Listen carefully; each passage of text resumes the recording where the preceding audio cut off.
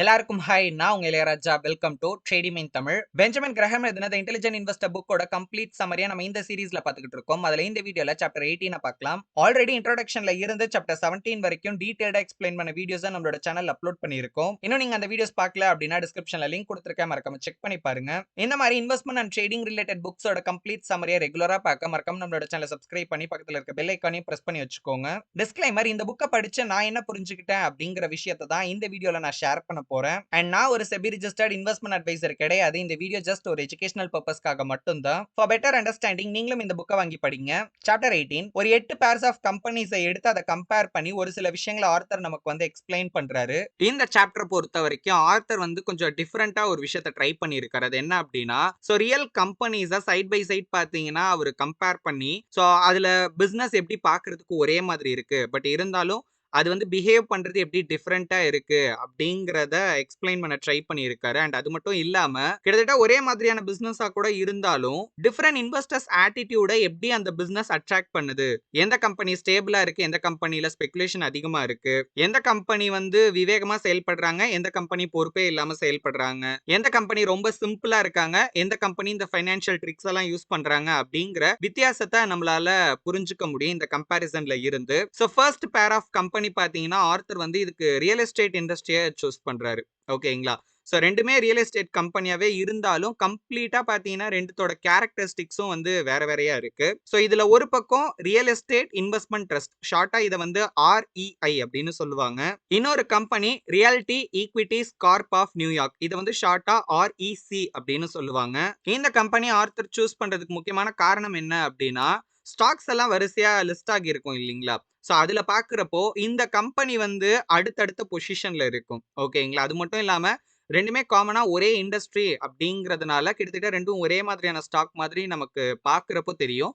But இருந்தாலும் அதோட behaviour அப்படிங்கிறது கம்ப்ளீட்லி ஆப்போசிட்டா இருக்கு அப்படின்னு சொல்றாரு. முதல்ல ஜென்ரலா இந்த கம்பெனியை பத்தி நம்ம தெரிஞ்சுக்கலாம். ஃபர்ஸ்ட் வந்து ரியல் எஸ்டேட் இன்வெஸ்ட்மெண்ட் ட்ரஸ்ட். இந்த கம்பெனியை பொறுத்த வரைக்கும் ரொம்ப பழைய கம்பெனி இவங்க. ஓகேங்களா? ஸோ கிட்டத்தட்ட வந்து 100 வருஷத்துக்கு மேல இந்த பிசினஸ் வந்து பாத்தீங்கன்னா நடந்துகிட்டு இருக்கு. ஸோ இந்த கம்பெனியோட வேலை என்ன அப்படின்னா, ஸோ இதுல வர பணத்தை ரியல் எஸ்டேட்ல இன்வெஸ்ட்மெண்ட் பண்ணுவாங்க.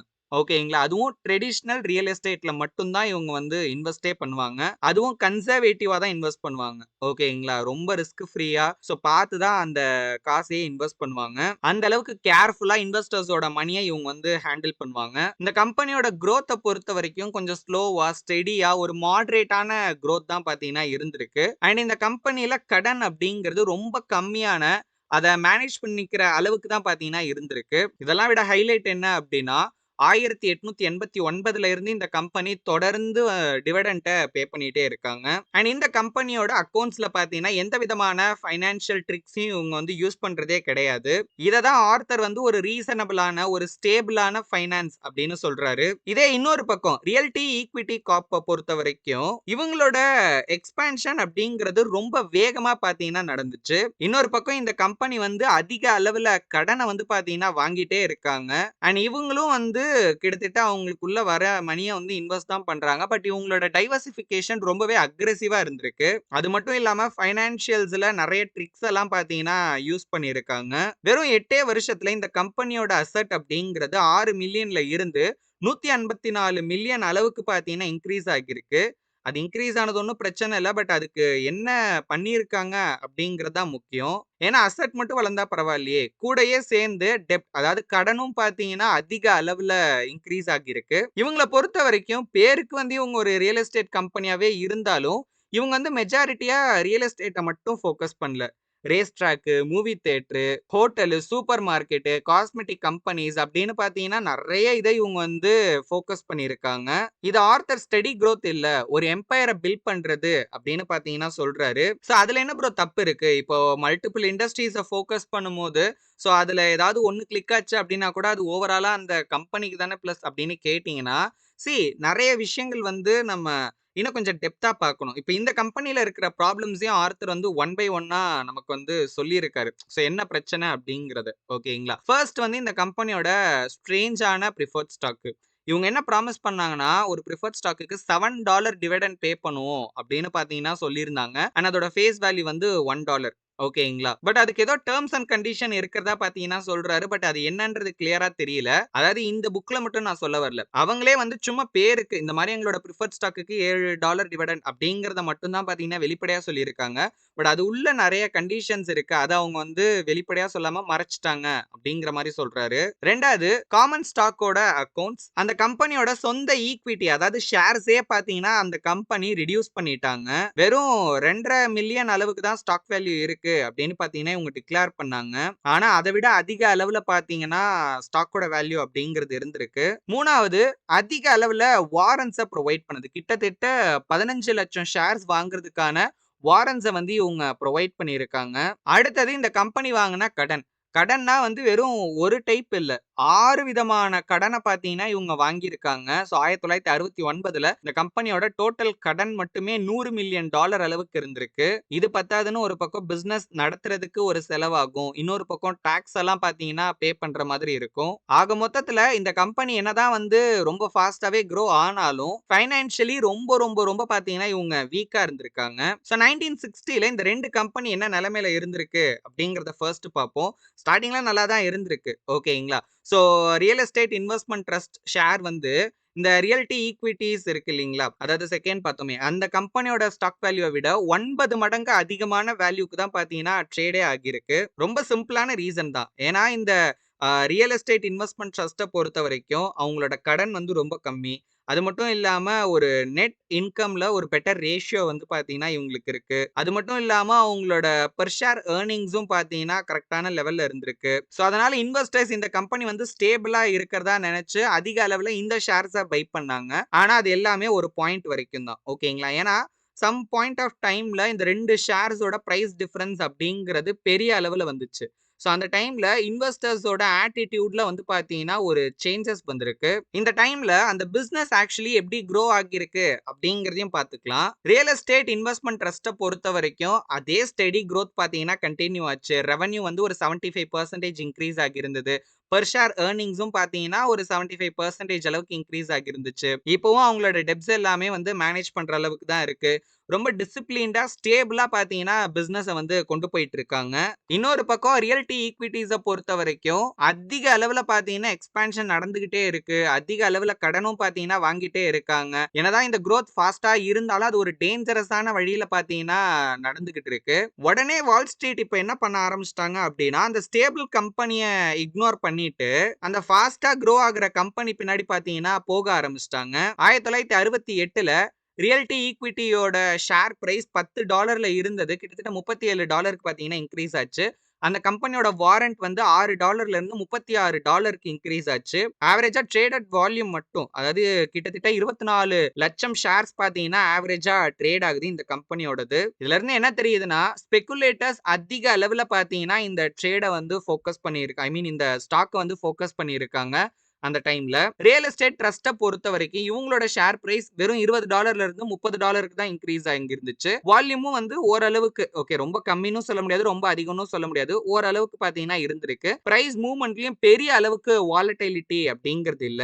மார்ச் 1969ல ரியல்டி ஈக்விட்டியோட அசெட் வேல்யூ பார்த்தீங்கன்னா ஒரு ஷேருக்கு $3.41 தான் இருந்திருக்கு. பட் அந்த டைம்ல இருந்த மார்க்கெட் பிரைஸ கம்பேர் பண்ணும்போது அந்த அசெட் வேல்யூவ விட 10 மடங்கு அதிகமான ரேட்ல அந்த ஸ்டாக் அப்படிங்கிறது ட்ரேட் ஆகிட்டு இருக்கு. இதே இன்னொரு பக்கம் நம்ம ரியல் எஸ்டேட் ட்ரஸ்ட்ட பொறுத்தவரைக்கும் அதோட புக் வேல்யூ வந்து $21 கிட்டத்தட்ட இருந்திருக்கு. அண்ட் அதோட மார்க்கெட் பிரைஸும் கிட்டத்தட்ட அதுக்கு ஈக்குவலன்ட்டா இருந்திருக்கு. 1970ல தான் நெறைய இன்வெஸ்டர்ஸ்க்கு உண்மையே புரிஞ்சுது. அந்த டைம்ல பயங்கரமான ஒரு கிராஷ் ஒண்ணாச்சு. ரியல்டி ஈக்விட்டீஸ பொறுத்தவரைக்கும் அதோட பிரைஸ் வந்து அந்த $37ல இருந்து கிட்டத்தட்ட $9க்கு பார்த்தீங்கன்னா கம்மியாச்சு. ஒரு ஷேருக்கு கிட்டத்தட்ட ஏகப்பட்ட லாஸ் அப்படிங்கிறது வந்தது. இது மட்டும் இல்லாம அந்த டைம்ல கம்பெனியோட கடனும் பார்த்தீங்கன்னா ரொம்ப டேஞ்சரஸான லெவல்ல இருந்திருக்கு. வேற வழியே இல்லாம அந்த டைம்லயுமே அவங்களோட நேம காப்பாத்திக்கணும் அப்படிங்கிறதுக்காக கொஞ்சம் எக்ஸ்ட்ரா டிவிடெண்ட் எல்லாம் பார்த்தீங்கன்னா இன்வெஸ்டர்ஸ்க்கு பே பண்ணாங்க.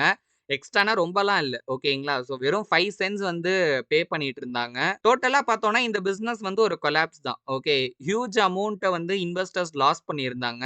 அதே டைம் பீரியட்ல ரியல் எஸ்டேட் இன்வெஸ்ட்மென்ட் ட்ரஸ்ட்லயுமே வந்து ஒரு ஃபால் அப்படிங்கிறது நடந்துச்சு. இல்லன்னுலாம் சொல்ல முடியாது. ஆனா பிரைஸ் ஃப்ளக்சுவேஷன் அப்படிங்கிறது இந்த கம்பெனி அளவுக்கு இல்ல. ஓகேங்களா? இந்த ரியல்டி ஈக்விட்டீஸ் அளவுக்கு இல்ல. ஸோ ஒரு $16 அளவுக்கு தான் பிரைஸ் அப்படிங்கிறது ஃபால் ஆச்சு. அண்ட் இதுல நோட் பண்ண வேண்டிய விஷயம் என்ன அப்படின்னா, அதுக்கப்புறம் திரும்ப $26க்கு பிரைஸ் ரெக்கவரும் ஆச்சு. ஒரு ஷேருக்கு $1.50 இவங்க ஏர்ன் பண்ணாங்க. இவங்களோட புக் வேல்யூவும் பார்த்தீங்கன்னா, கொஞ்சம் தான் வந்து மார்க்கெட் பிரைஸ விட கம்மி. ஓகே. உங்களோட புக் வேல்யூ $21 ஒரு $26க்கு இப்போ வந்து ஷேர் அப்படிங்கிறது ட்ரேட் ஆகிட்டு இருக்கு. ஸோ இந்த கம்பெனியில இன்வெஸ்ட் பண்ணவங்க எல்லாருமே ஒரு நார்மலான மார்க்கெட் வாலடைலிட்டிய மட்டும் தான் பார்த்தீங்கன்னா ஃபேஸ் பண்ணியிருப்பாங்க. ஸோ அவங்கள பொறுத்தவரைக்கும் இந்த டைம் பீரியட் அப்படிங்கிறது ஒரு டிசாஸ்டரா இருந்திருக்காது. ஸோ இந்த ஃபர்ஸ்ட் பேர் ஆஃப் கம்பெனில ஸ்டெபிலிட்டி எந்த அளவுக்கு முக்கியம், ஃபைனான்ஷியல் எந்த அளவுக்கு முக்கியம், என்னதான் வந்து 2 பிசினஸ் ஒரே மாதிரி இருந்தாலும், ஒரு கம்பெனிய விட இன்னொரு கம்பெனி ஃபாஸ்ட்டாவே குரோ ஆனாலும், அந்த குரோத்துக்கு பின்னாடி ஆக்சுவலி என்ன காரணம் இருக்கு அப்படிங்கிறத நம்ம அனலைஸ் பண்ண வேண்டியது ரொம்ப முக்கியம். ஓகேங்களா?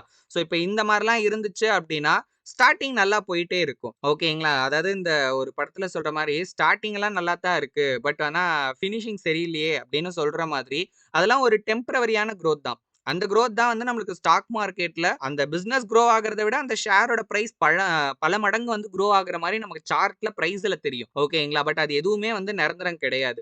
அதோட உண்மை என்னன்னு வெளிய தெரிஞ்சது அப்டின்னா, அதுக்கப்புறம் பயங்கரமா ஃபால் ஆக தான் செய்யும். அதுல போய் நம்ம மாட்டிக்கிட்டோம்னா, அங்க நஷ்டத்த சந்திக்க போறது நம்ம தான். ஓகேங்களா? ஸோ அதனால இன்வெஸ்ட் பண்றதுக்கு முன்னாடி இதெல்லாமே தெளிவா நம்ம அனலைஸ் பண்ணிட்டு தான் இன்வெஸ்ட்டே பண்ணணும். 2வது பேர் ஆஃப் கம்பெனி ஒண்ணு வந்து ஏர் ப்ராடக்ட்ஸ், இன்னொன்னு வந்து ஏர் ரிடக்ஷன். இந்த 2 கம்பெனியுமே ஒரே இண்டஸ்ட்ரிக்கு கீழ தான் வரும். ஓகேங்களா? ஸோ இவங்க வந்து industrial gases and chemicals produce பண்ற ஒரு கம்பெனி.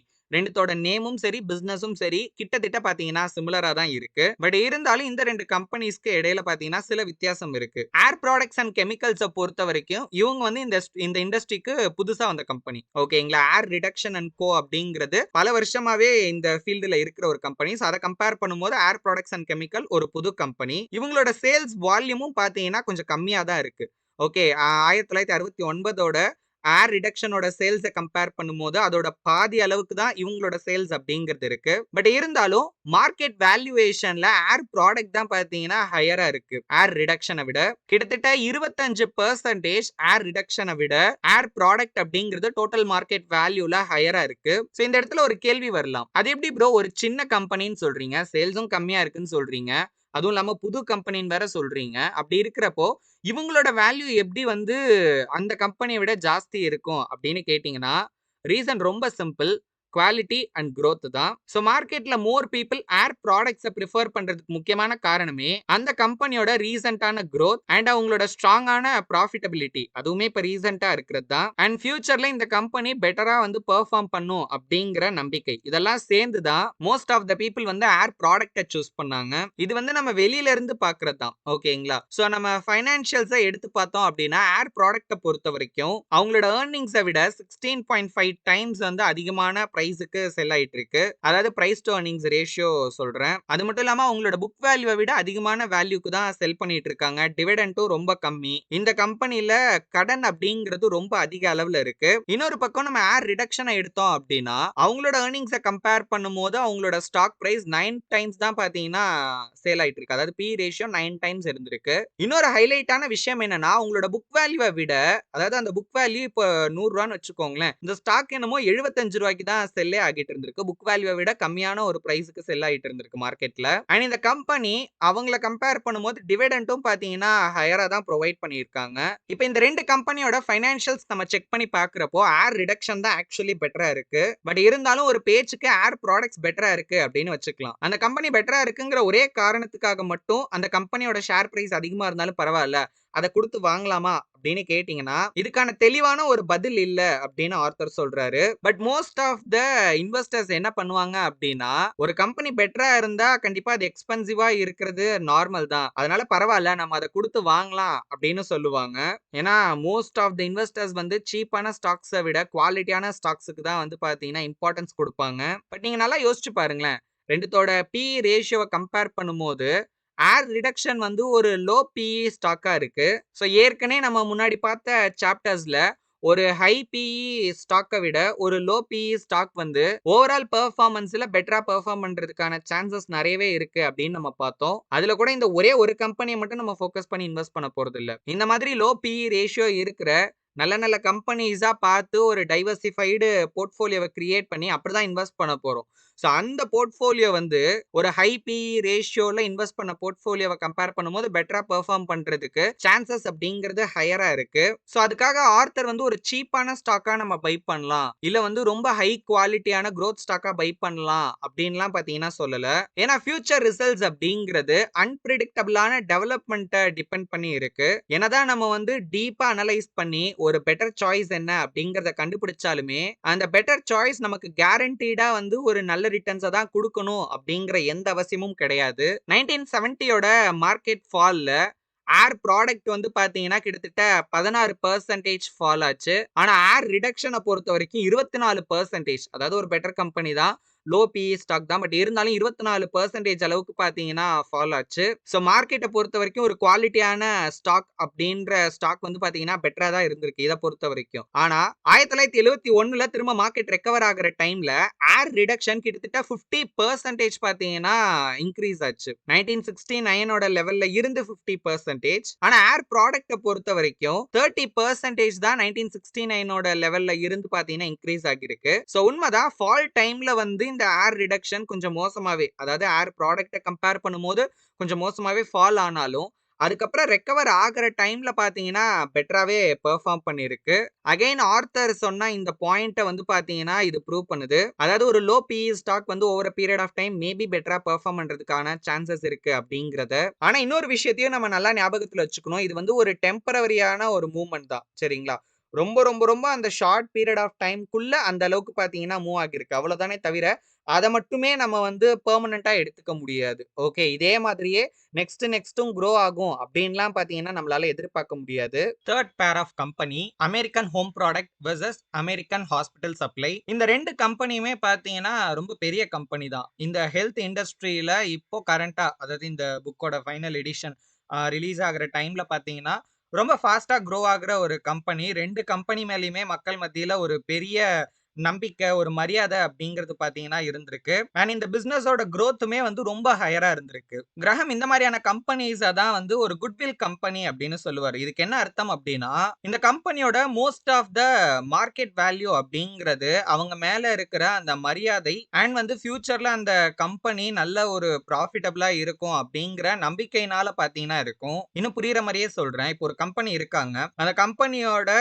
பிசினஸ் இப்ப எப்படி வந்து நடந்துகிட்டு இருக்கு, இன்னும் ஒரு சில விஷயங்களை வச்சுதான் அந்த கம்பெனியோட மதிப்பு அப்படிங்கிறது இருக்க போகுது. ஓகேங்களா? அதுல அந்த கம்பெனியோட ரெப்யூட்டேஷன் அது ஒரு பார்ட்டை வச்சுக்கலாம். அதாவது இது வரைக்கும் அந்த கம்பெனி எல்லாமே ஓகே, அதே நேரத்துல ஃபியூச்சர்லயும் இந்த கம்பெனி வந்து சூப்பரா பெர்ஃபார்ம் பண்றதுக்கான வாய்ப்பு நிறைய இருக்கு. ஸோ இதை பேஸ் பண்ணி அந்த கம்பெனிக்கு ஒரு வேல்யூ கொடுத்தோம்னா எப்படி இருக்கும்? ஸோ அதான் குட்வில் கம்பெனி அப்படின்னு சொல்றாரு. ஏன்னா இப்போ இன்வெஸ்டர்ஸோட எக்ஸ்பெக்டேஷன் ஃபுல்ஃபில் ஆச்சு அப்படின்னா இப்ப இருக்கிற மாதிரியே அந்த கம்பெனியோட growth அப்படிங்கிறது இன் ஃபியூச்சர்லயும் பாத்தீங்கன்னா அதே மாதிரி கண்டினியூ ஆகும். அண்ட் இதன் மூலியமா அதுல இன்வெஸ்ட் பண்ண இன்வெஸ்டர்ஸ் பாத்தீங்கன்னா பலனடைவாங்க. இந்த ரெண்டு கம்பெனிலயும் இருக்கிற இன்னும் ஒரு சில பொதுவான விஷயங்கள் என்ன அப்படின்னு பாத்தீங்கன்னா, 1958க்கு அப்புறமா ஒரு தடவை கூட இவங்களோட ஏர்னிங்ஸ் அப்படிங்கிறது குறையல. அதாவது ஏர்னிங்ஸ்ல பாத்தீங்கன்னா 100% ஸ்டெபிலிட்டியோட இருக்காங்க. அது கண்டினியூஸா பாத்தீங்கன்னா இம்ப்ரூவும் ஆகிட்டே இருக்கு. ஃபைனான்சியல் கண்டிஷனும் ரொம்ப ஸ்ட்ராங்கா இருக்கு. பட் இருந்தாலும் ஒரு சில டிஃபரன்ஸ் பாத்தீங்கன்னா இந்த ரெண்டு பிசினஸ்க்கு இடையில இருக்கு. அமெரிக்கன் ஹாஸ்பிட்டல் கம்பெனியை பொறுத்த வரைக்கும் அந்த அமெரிக்கன் ஹோம் ப்ராடக்ட்டை கம்பேர் பண்ணும்போது கொஞ்சம் ஃபாஸ்டா பாத்தீங்கன்னா க்ரோ ஆகுறாங்க. ஸோ பெட்டர் அண்டர்ஸ்டாண்டிங்காக அமெரிக்கன் ஹோம் ப்ராடக்ட்ஸை ஷார்ட்டா ஹோம் அப்படின்னு நான் சொல்றேன். அமெரிக்கன் ஹாஸ்பிட்டல் சப்ளையை ஷார்ட்டா ஹாஸ்பிட்டல் அப்படின்னு சொல்றேன். ஏன்னா ரெண்டு நேமும் கிட்டத்தட்ட ஒரே மாதிரி இருக்கிறனால எந்த கம்பெனி சொல்றேன் அப்படின்னு டிஃபரன்ஸ் தெரியாம போயிடக்கூடாது. ஸோ ஹோமை கம்பேர் பண்ணும்போது ஹாஸ்பிட்டலோட growth வந்து பாத்தீங்கன்னா கொஞ்சம் ஃபாஸ்டா இருக்கு. பட் ப்ராஃபிட்டபிலிட்டி அப்படின்னு வரும்போது ஹோம் தான் பாத்தீங்கன்னா பெட்டரா இருக்கு. நல்ல ஒரு ப்ராஃபிட் மார்ஜினும் இருக்கு. அவங்களோட சேல்ஸ்ல இருந்தும் பாத்தீங்கன்னா நல்லா அவங்க earn பண்றாங்க.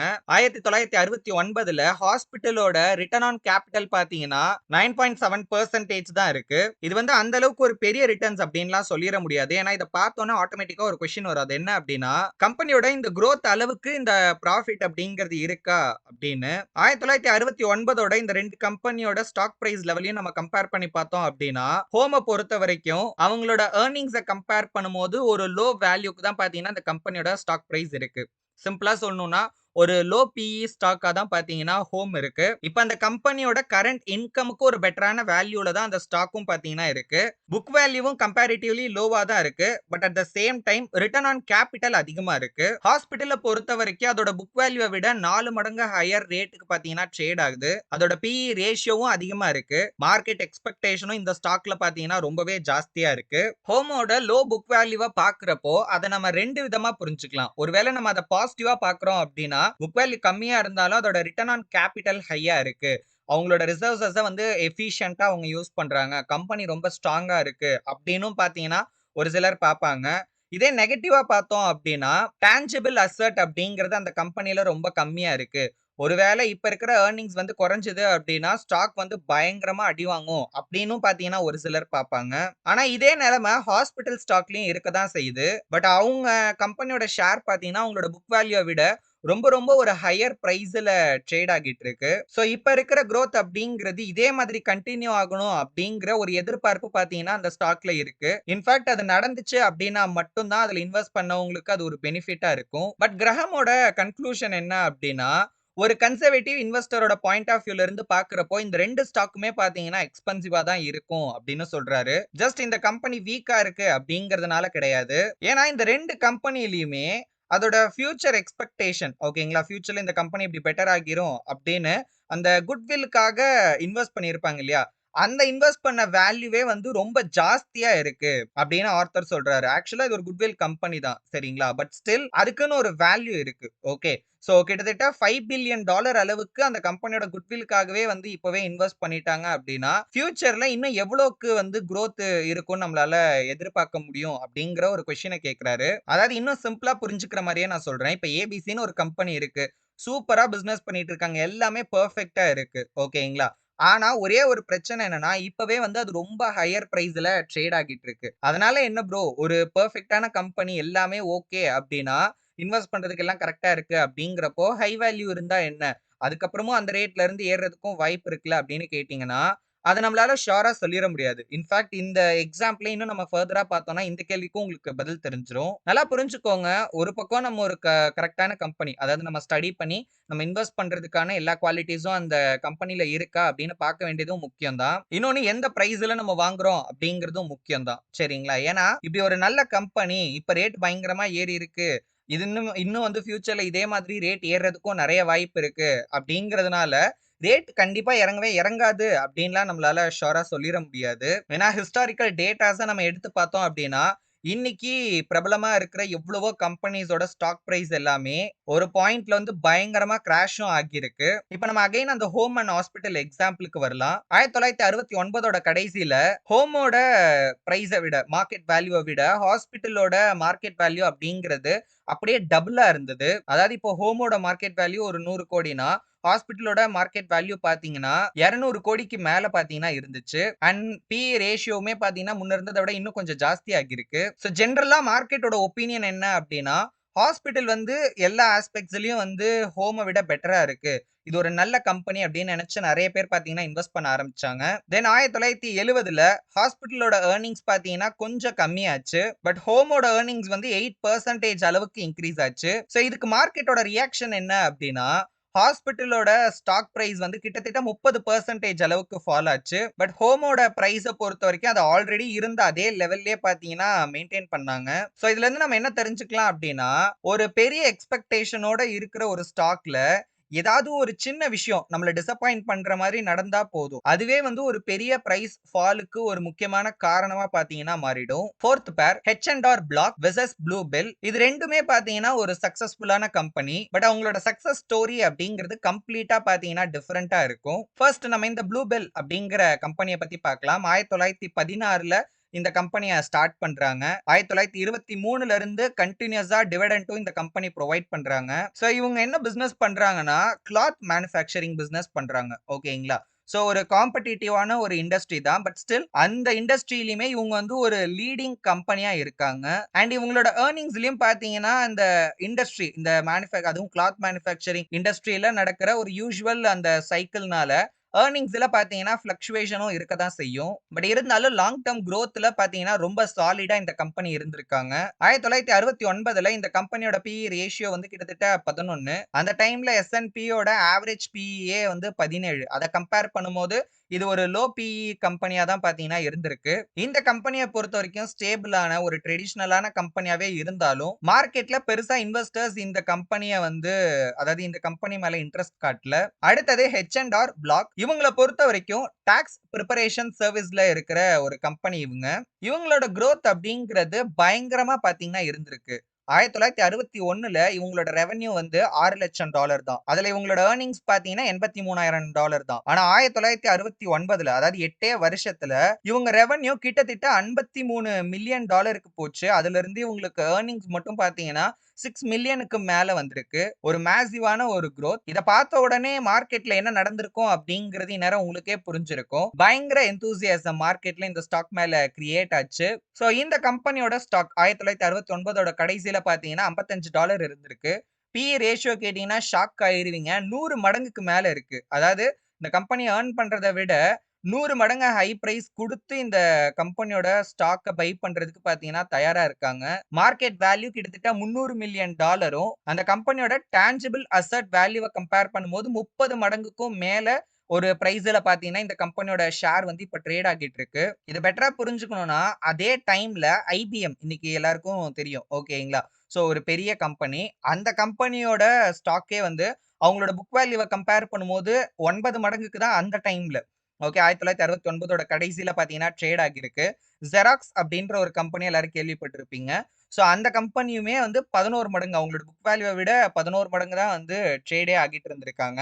சோ இதெல்லாம் கம்பேர் பண்ணும்போது இந்த H&R Block அப்படிங்கிறது ரொம்ப ரொம்ப ரொம்ப ஒரு எக்ஸ்பென்சிவான ஒரு பிரைஸ்ல பார்த்தீங்கன்னா ட்ரேட் ஆகியிருக்கு. இப்ப இந்த 2 கம்பெனியையும் நம்ம சைட் பை சைடு வந்து செக் பண்ணோம் அப்படின்னா, ப்ளூ பெல்லோட ரெவென்யூ அப்படிங்கிறது H&R Block கம்பேர் பண்ணும்போது 4 மடங்கு அதிகமா இருக்கு. ஏர்னிங்ஸ கம்பேர் பண்ணும்போது Blockஅ விட 2 1/2 மடங்கு அதிகமா ஏர்ன் பண்றாங்க ப்ளூ பெல். டான்ஜிபிள் அசெட் வேல்யூவும் ப்ளூ பெல்ல பிளாக்க கம்பேர் பண்ணும்போது 5 1/2 மடங்கு அதிகமா இருக்கு. ஈவன் டிவிடெண்ட் கூட பார்த்தீங்கன்னா, பிளாக் புரொவைட் பண்றத விட 9 மடங்கு அதிகமா ப்ளூ பெல்ல புரொவைட் பண்றாங்க. பட் இருந்தாலும் ப்ளூ பெல்லோட டோட்டல் மார்க்கெட் வேல்யூ அப்படிங்கிறது பிளாக்கோட டோட்டல் மார்க்கெட் வேல்யூல 3ல 1 பங்கு. அதுக்கும் கம்மியா தான் பார்த்தீங்கன்னா, ப்ளூ பெல்லோட மார்க்கெட் வேல்யூ அப்படிங்கிறது இருக்கு. சோ வேல்யூவேஷன்ல அதாவது ஸ்டாக் மார்க்கெட் வேல்யூவேஷன்ல இந்த 2 கம்பெனியோட பிசினஸ் எப்படி இருக்கு அப்படிங்கிற டிஃபரன்ஸையும் அண்ட் மார்க்கெட் வேல்யூவேஷன்ல எந்த அளவுக்கு ஒரு பெரிய கேப் இருக்கு அப்படிங்கிறதையும் இப்ப நம்மளால புரிஞ்சுக்க முடியுது. சரி ஓகே. ஏன் பிளாக்ல இந்த அளவுக்கு இன்வெஸ்டர்ஸ் வந்து இன்வெஸ்ட் பண்ண ஆர்வமா இருக்காங்க அப்படின்னு பார்த்தீங்கன்னா,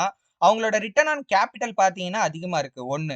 2வது ரீசென்ட்டா பார்த்தீங்கன்னா, இந்த கம்பெனி ராபிடா குரோ ஆகியிருக்காங்க. அதாவது 8 வருஷத்துல அவங்களோட வளர்ச்சி என்ன அப்படிங்கிறத நம்ம பார்த்திருக்கோம். 3வது ஸ்ட்ராங்கான மொமெண்டம். மார்க்கெட்ட பொறுத்தவரைக்கும் மொமெண்டம் அப்படிங்கிறது இன்னைக்கு இன்வெஸ்ட்மென்ட் ஸ்டார்ட் பண்ற இன்வெஸ்டருக்கு கூட பார்த்தீங்கன்னா ரொம்பவே பிடிக்கும். அதாவது நான் இன்னைக்கு இன்வெஸ்ட் பண்ணேன் அப்படின்னா, இயர்லிலாம் இல்ல. எனக்கு நாளைக்கு, அடுத்த வாரம், அடுத்த மாசம் இந்த மாரி எவ்வளோக்கு எவ்வளோ ஃபாஸ்ட்டா என்னோட ஆ இன்வெஸ்ட்மென்ட் குரோ ஆகுது அப்படிங்கிறது தான் நெறைய பேர் பார்த்தீங்கன்னா விரும்புவாங்க. அதுக்கு தீனி போடுற மாரி இந்த ஸ்டாக்கும் அந்த டைம்ல இருந்திருக்கு. ஒரு எக்ஸ்பீரியன்ஸ்டு அனாலிசிஸ் கூட பார்த்தீங்கன்னா, இந்த கம்பெனியோட ஸ்ட்ராங் குரோத்த வந்து ஓகே. இத வந்து நம்ம ஒத்துக்கலாம். பிசினஸோட மொமெண்டம் எல்லாம் சரி. இதே மாதிரி வந்து பிசினஸ் குரோ ஆகுறதுக்கும் வாய்ப்பு இருக்கு அப்படின்னு சொன்னாலுமே, அது அவங்களும் ஒத்துப்பாங்க. ஓகேங்களா? ஆனாலும் அவங்க கவலைப்படுறதுக்கு இன்னும் ஒரு சில விஷயம் இருக்கு. அது என்னன்னா, டாக்ஸ் பிரிப்பரேஷன் அப்படிங்கிறது ரொம்ப காம்படிட்டிவான ஒரு ஃபீல்டு. அதாவது இவங்க ஒருத்தவங்க மட்டும் தான் இதுக்கு இருக்காங்க. வேற யாருமே இல்ல அப்படின்னு சொல்லிற முடியாது. ஒண்ணும் இல்ல. இப்ப இந்த கம்பெனியோட பிசினஸ் சக்சஸ பார்த்தே, இன்னும் 10 பேர் வந்து இதே பிசினஸ ஸ்டார்ட் பண்ணலாம். அதுல வரவங்க யாராவது ஒருத்தர் over a period of time இவங்கள விட பெட்டரா பார்த்தீங்கன்னா, பெர்ஃபார்ம் பண்றதுக்கும் வாய்ப்பு இருக்கு. ரொம்ப சிம்பிளா சொல்றேனே, இன்னைக்கு ஒரு மொபைல் பிராண்ட எடுத்துக்கோங்க. ஓகேங்களா? ஒரு 20 வருஷத்துக்கு முன்னாடி ஒரு பிராண்ட் வந்து பிரபலமா இருந்திருக்கும். உலகம் ஃபுல்லா மோஸ்ட் ஆஃப் த பீப்பிள் அந்த பிராண்ட தான் யூஸ் பண்ணியிருப்பாங்க. இதே 10 வருஷத்துக்கு முன்னாடி எந்த பிராண்ட் இருந்ததுன்னு பாருங்க. இப்ப கரண்ட்டா எந்த பிராண்ட் இருக்குன்னு பாருங்க. ஓகேங்களா? இப்ப அவங்க அவ்ளோ பெரிய இடத்துல இருக்காங்கங்கிறதுக்காக, இன்னொருத்தர் வரவே மாட்டாங்க. அவங்கள மீறி யாரும் வந்துர முடியாது அப்டின்லாம் சொல்ல முடியாது. அந்த ஃபீல்டுல யாரு வந்து பெட்டரா பெர்ஃபார்ம் பண்றாங்களோ, அவங்க அந்த டாப் பொசிஷனுக்கு வரது நார்மல் தான். ஓகேங்களா? சோ அந்த மாரி இவங்களோட பிசினஸ்லயுமே இவங்களுக்கு காம்படிட்டர்ஸ் இருக்க தான் செய்வாங்க. சோ அப்படி வந்தாங்கன்னா, இவங்களோட குரோத் அப்படிங்கிறது ஃபியூச்சர்ல இருக்காதுன்னு சொல்லிற முடியாது. ஓகே, இவங்க ஸ்டில் வந்து அந்த ஃபீல்டுல இருந்துகிட்டே இருக்கலாம். பட் அந்த குரோத் வந்து ஃபாஸ்ட்டா இருக்காது. ஸ்லோவா தான் இருக்கும். ஏன்னா காம்படிட்டர்ஸும் சைட்லயே பிசினஸ் பண்ணிட்டு இருக்காங்க. அவங்களுக்கும் பார்த்தீங்கன்னா கிளையன்ட்ஸ் வருவாங்க. இவங்க ஒரு பக்கம் பார்த்தீங்கன்னா பண்ணிட்டு இருப்பாங்க. பட் முன்ன இருந்த அளவுக்கு, அந்த ஸ்டார்ட்டிங்ல இருந்த அளவுக்கு பார்த்தீங்கன்னா ஃபாஸ்ட்டான குரோத் அப்படிங்கிறது இருக்காது.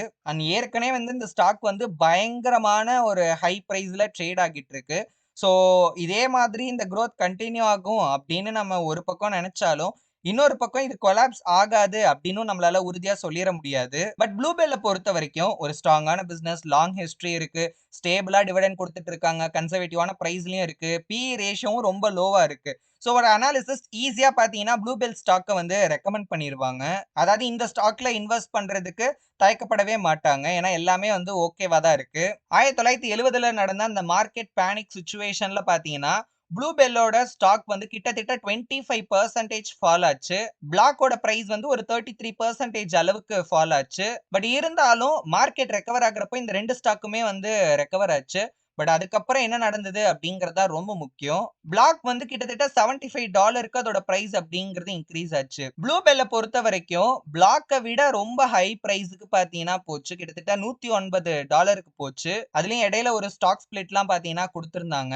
அகைன் கிரஹம் சொல்ற விஷயத்த இந்த ஸ்டாக் வந்து ப்ரூவ் பண்ணியிருக்கு. 1969ல நம்ம இன்வெஸ்ட் பண்ணியிருந்தோம் அப்படின்னா, இந்த 2 ஸ்டாக்ல ப்ளூ பெல் தான் பார்த்தீங்கன்னா ஒரு கரெக்ட்டான ஆப்ஷனா இருந்திருக்கும். ஆனா அதுக்கேத்த மாதிரியே நமக்கு ரிட்டர்ன்ஸ் வைஸும் பார்த்தீங்கன்னா, பெட்டரா பெர்ஃபார்ம் பண்ணது ப்ளூ பெல் தான். பட் இதுல இன்னொரு விஷயம் மெயினா நம்ம நோட் பண்ண வேண்டியது என்ன அப்படின்னா, ஏற்கனவே வந்து ரொம்ப ஹையர் வேல்யூல இருக்கிற பிளாக்கோட பிரைஸுமே இன்னும் அதிகமா ரேட் ஏறி இருக்கு. ஓகே. சோ இதனால நம்மளால வந்து எதையுமே உறுதியா சொல்லிற முடியாது அப்படிங்கிற ஒரு பாயிண்ட்ட பார்த்தீங்கன்னா, ஆர்தர் இந்த இடத்துல சொல்றாரு. அத நான் என்ன சொல்ல வரேன்னா, ஒரு கம்பெனி இருக்கு. அதோட ரேட் வந்து பயங்கரமா ஏறிக்கிட்டு இருக்கு.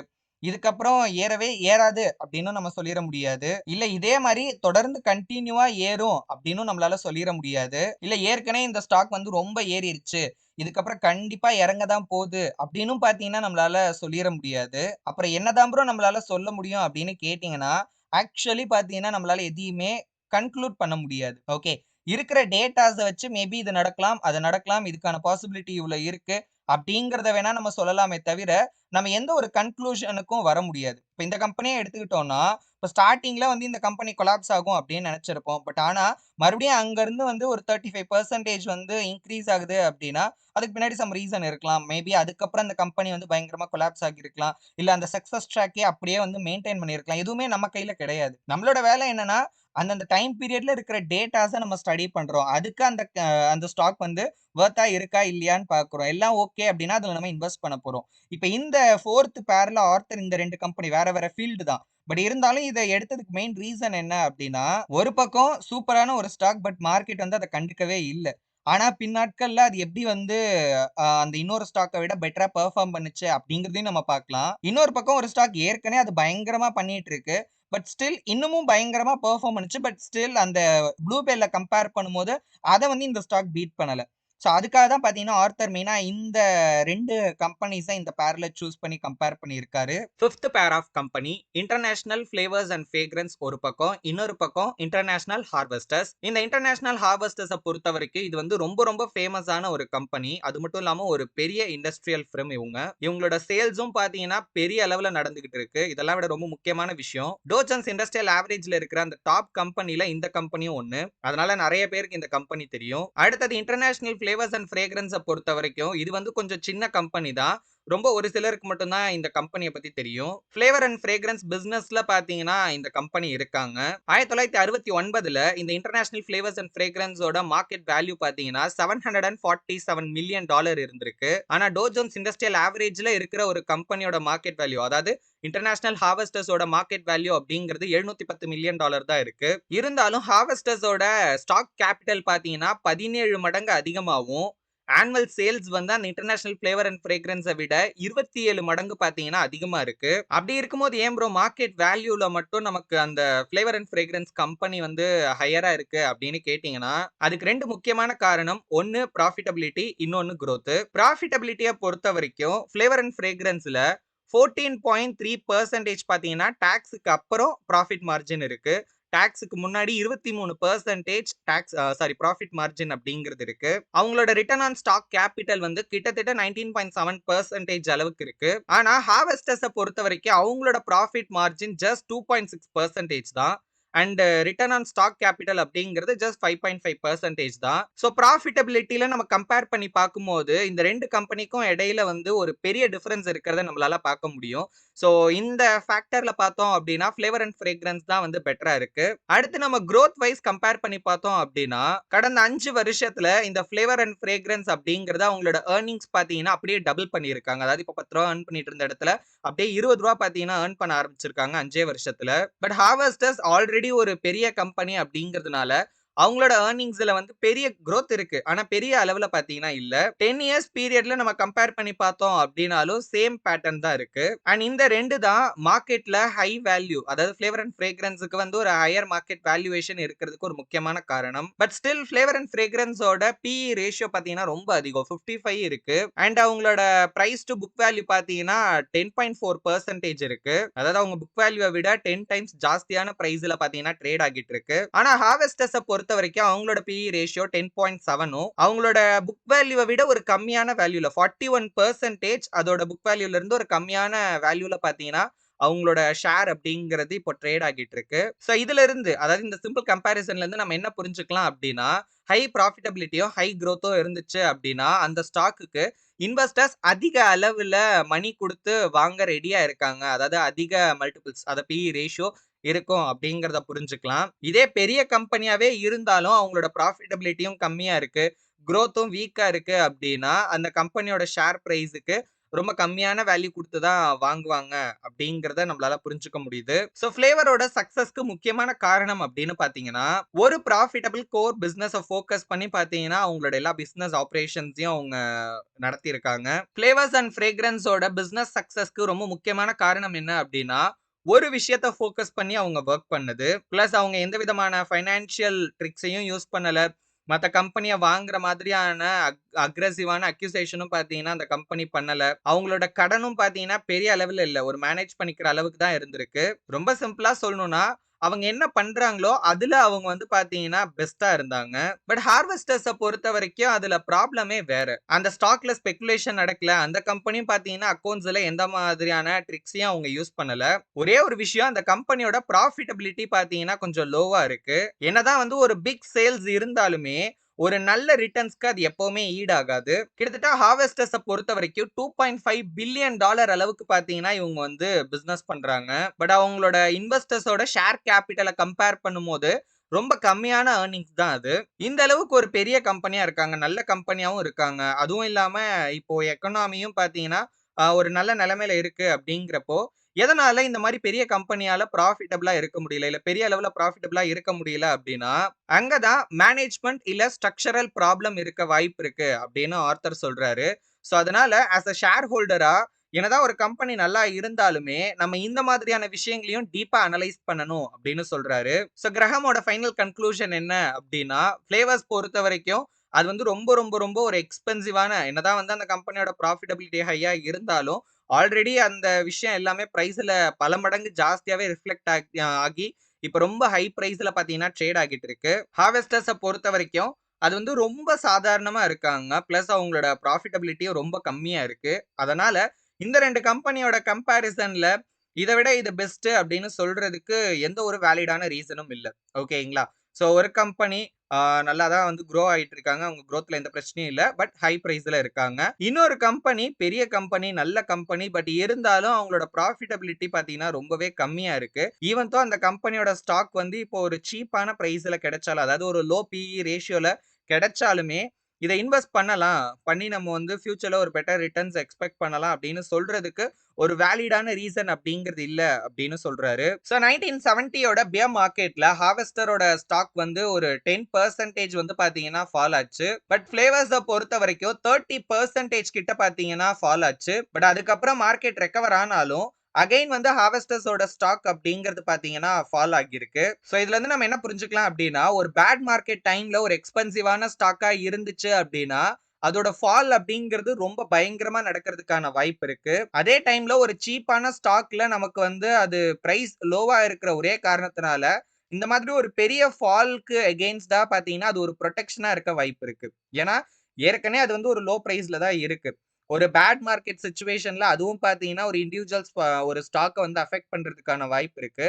அப்படியே அது ஃபால் ஆனாலும், பெரிய அளவுல ஃபால் ஆகுறதுக்கான வாய்ப்பு அப்படிங்கிறது கம்மியா தான் இருக்கு. 6வது பேர் மெக்ரேவ் எடிசன் வெர்சஸ் மெக்ரேவ் ஹில். ஷார்ட்டா எடிசன் அண்ட் ஹில் அப்படின்னு நான் சொல்றேன். நேம் 2 கம்பெனிக்கும் ஒரே மாதிரி இருந்தாலும், இந்த கம்பெனியிலயுமே பிசினஸ் வந்து வேற வேற தான். ஒரு ஆச்சரியமான விஷயம் என்ன அப்படின்னா, 1968 டிசம்பர் 31ஆம் தேதி அன்னைக்கு இந்த 2 ஸ்டாக்குமே சேம் பிரைஸ்ல பார்த்தீங்கன்னா ட்ரேட் ஆகியிருக்கு. ஆனா ஹில்ஸோட டோட்டல் மார்க்கெட் வேல்யூ அப்படிங்கிறது எடிசன கம்பேர் பண்ணும்போது 2 மடங்கா இருக்கு. புரியிற மாரி சொல்லணும்னா, இப்ப எடிசனோட மார்க்கெட் வேல்யூ ஒரு 100 கோடினா, ஹில்ஸோட டோட்டல் மார்க்கெட் வேல்யூ அப்படிங்கிறது 200 கோடியா பார்த்தீங்கன்னா இருக்கு.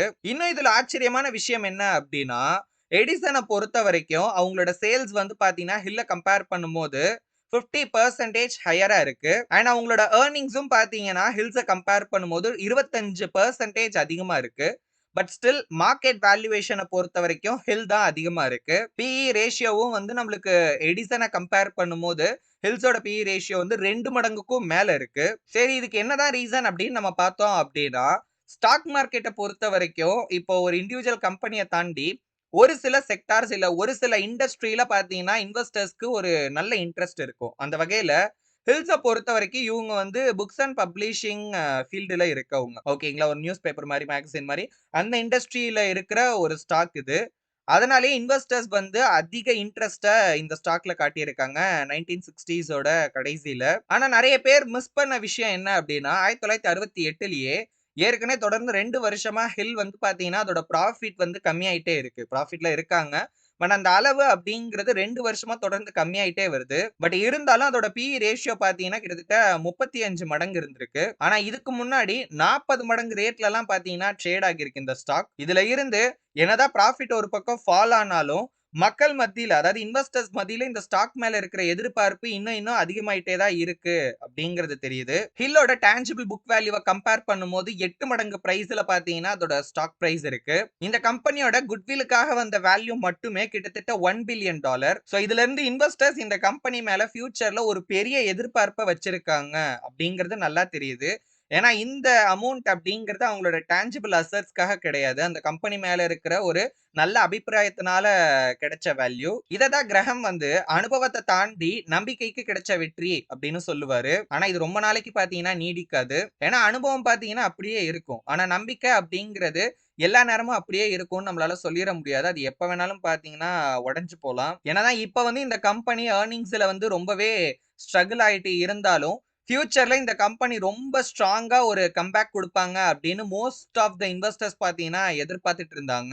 1968ஓட கடைசியில கிரஹாம பொறுத்தவரைக்கும் எடிசனோட ஸ்டாக் பிரைஸ் அப்படிங்கிறது அவங்களோட பெர்ஃபார்மன்ஸ் அண்ட் அவங்களோட ஃபைனான்சியல் கண்டிஷனுக்கு மேட்ச் ஆகுற மாரி தான் இருக்கு அப்படின்னு சொல்றாரு. இப்ப நம்ம 1971ல இந்த கம்பெனி 2க்கும் என்ன ஆச்சு அப்படிங்கிறத பார்க்கலாம். ஹில்ல பொறுத்தவரைக்கும் அவங்களோட எர்னிங்ஸ் வந்து 1969ல 1.02 இருந்துச்சு ஒரு ஸ்டாக்குக்கு. அதே 1970ல 0.82வா பார்த்தீங்கன்னா கம்மியாச்சு. ஸ்டாக் பிரைஸ் 1968ல $50க்கும் அதிகமான ரேட்ல இருந்துச்சு. 1970யோட பியர் மார்க்கெட் கண்டிஷன்ல $10க்கு ஃபால் ஆகி திரும்ப 1971ல $24க்கு பார்த்தீங்கன்னா அகைன் ரெக்கவர் ஆச்சு. சோ நம்ம 1968ஓட லெவல கம்பேர் பண்ணும்போது, அதிலிருந்து ஒரு 60% தான் ஃபால் ஆகியிருக்கு. எடிசன பொறுத்தவரைக்கும் 1970ல அது $22க்கு ஃபால் ஆச்சு. திரும்ப 1971ல கிட்டத்தட்ட $41.5க்கு ரெக்கவர் ஆச்சு. சோ எவ்வளோ அமௌண்ட் லாஸ் ஆச்சோ அவ்வளவும் பார்த்தீங்கன்னா, அந்த ரெக்கவர் ஆன டைம்ல வந்து திரும்ப வந்துருச்சு. சோ இதுல இருந்து நம்ம லேர்ன் பண்ண வேண்டிய முக்கியமான லெசன் என்ன அப்டின்னா, ஹில் என்னதான் ஒரு ஸ்ட்ராங்கான கம்பெனியாவும் இருந்தாலும், அதோட பிரைஸ் அப்படிங்கிறது இன்வெஸ்டர்ஸோட ஆர்வத்தினால தான் பார்த்தீங்கன்னா, அந்த அளவுக்கு ஹையரா போயிட்டு இருக்கு. ஏன்னா, அந்த கம்பெனி வந்து எர்னிங்ஸ்ல ரொம்பவே பார்த்தீங்கன்னா, வீக்கா தான் இருந்திருக்காங்க. அதனால எப்ப வேணாலும் இந்த மாதிரி விஷயங்களால வர வேல்யூ அப்படிங்கிறது ஈஸியா கொலாப்ஸ் ஆகலாம். ஆனா அந்த டைம்ல ஒரு பெரிய நஷ்டத்த நம்ம சந்திக்கிறதுக்கான வாய்ப்பும் இருக்கு. 7வது pair of company National General versus National Presto. ஷார்ட்டா இத ஜெனரல் அண்ட் பிரெஸ்டோ அப்படின்னு சொல்லலாம். பிரெஸ்டோவ பொறுத்தவரைக்கும் பிரஷர் குக்கர் மேனுஃபேக்சர் பண்ற கம்பெனி இவங்க. இந்த கம்பெனிய பொறுத்தவரைக்கும் ரொம்ப சிம்பிளான ஒரு பிசினஸ் தான். அண்ட் அதுக்கப்புறம் மத்த சின்ன அப்ளையன்சஸ பார்த்தீங்கன்னா பண்ண ஆரம்பிச்சிருக்காங்க. கவர்மெண்டோட ஆர்டரும் இவங்களுக்கு கிடைக்குது. பிசினஸ கொஞ்சம் டைவர்சிஃபை பண்ண ட்ரை பண்ணியிருக்காங்க. பட் அதையுமே ரொம்ப ஜாக்கிரதையா தான் பண்ணியிருக்காங்க. இவங்க பிசினஸ ஈஸியாவே நம்மளால புரிஞ்சுக்க முடியும். ஜெனரல பொறுத்தவரைக்கும் இவங்கள வந்து ஒரு காங்க்ளமெரேட் அப்படின்னு சொல்லுவாங்க. அதாவது இவங்க வந்து ஒரு ஸ்பெசிபிக் பிசினஸ் பண்றவங்க கிடையாது. உதாரணத்துக்கு இப்ப நம்ம ஊர்ல ரிலையன்ஸ் இருக்காங்க இல்லையா? இப்ப ரிலையன்ஸ் என்ன பிசினஸ் பண்றாங்கன்னு கேட்டீங்கன்னா, நம்ம ஸ்பெசிஃபிக்கா ஒண்ணும் சொல்லிற முடியாது. மல்டிபிள் இண்டஸ்ட்ரில அவங்க வந்து பிசினஸ் பண்ணிட்டு இருப்பாங்க. அதே மாதிரி இவங்க கிட்ட தியேட்டர் செயின்னு இருந்துச்சு. அதாவது நெறைய தியேட்டர்ஸ் வச்சிருந்தாங்க. ஃபிலிம்ஸ் அண்ட் டிவி ஷோஸ் வந்து புரொடியூஸ் பண்ணியிருக்காங்க. சேவிங்ஸ் அண்ட் லோன்ஸ் வந்து பார்த்தீங்கன்னா, அந்த ஃபீல்டுலயும் இருந்திருக்காங்க. புக்ஸ் பப்ளிஷ் பண்ணியிருக்காங்க. இன்சூரன்ஸ், இன்வெஸ்ட்மென்ட் பேங்கிங், மியூசிக்ஸ பப்ளிஷ் பண்றது, கம்ப்யூட்டர் சர்விஸ், ரியல் எஸ்டேட், அதுக்கப்புறம் ஃபாஸ்ட் ஃபுட் செயின் அப்படின்னு மல்டிபிள் பிசினஸ் வந்து பார்த்தீங்கன்னா, இவங்க வந்து பண்ணிட்டு இருந்தாங்க. Prestoவ பொறுத்தவரைக்கும் அவங்க கம்பெனில காமன் ஸ்டாக் மட்டும் தான் இருக்கு. வேற எந்த பைனான்சியல் இன்ஸ்ட்ருமென்டும் கிடையாது.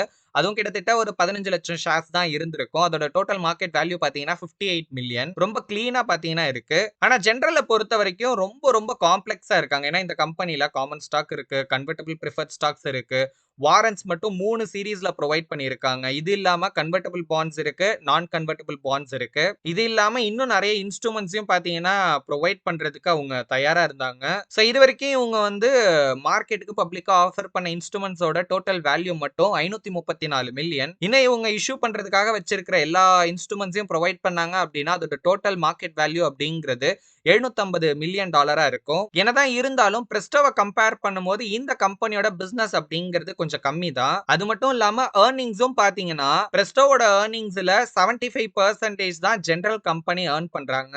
சோ இதுல என்ன பிரச்சனை அப்படின்னு பார்த்தீங்கன்னா, ஜெனரல பொறுத்தவரைக்கும் அவங்களோட ஏர்னிங்ஸ் பெர் ஷேர் வந்து $1.51 அப்படின்னு பார்த்தீங்கன்னா, அவங்க டிக்ளேர் பண்ணியிருக்காங்க.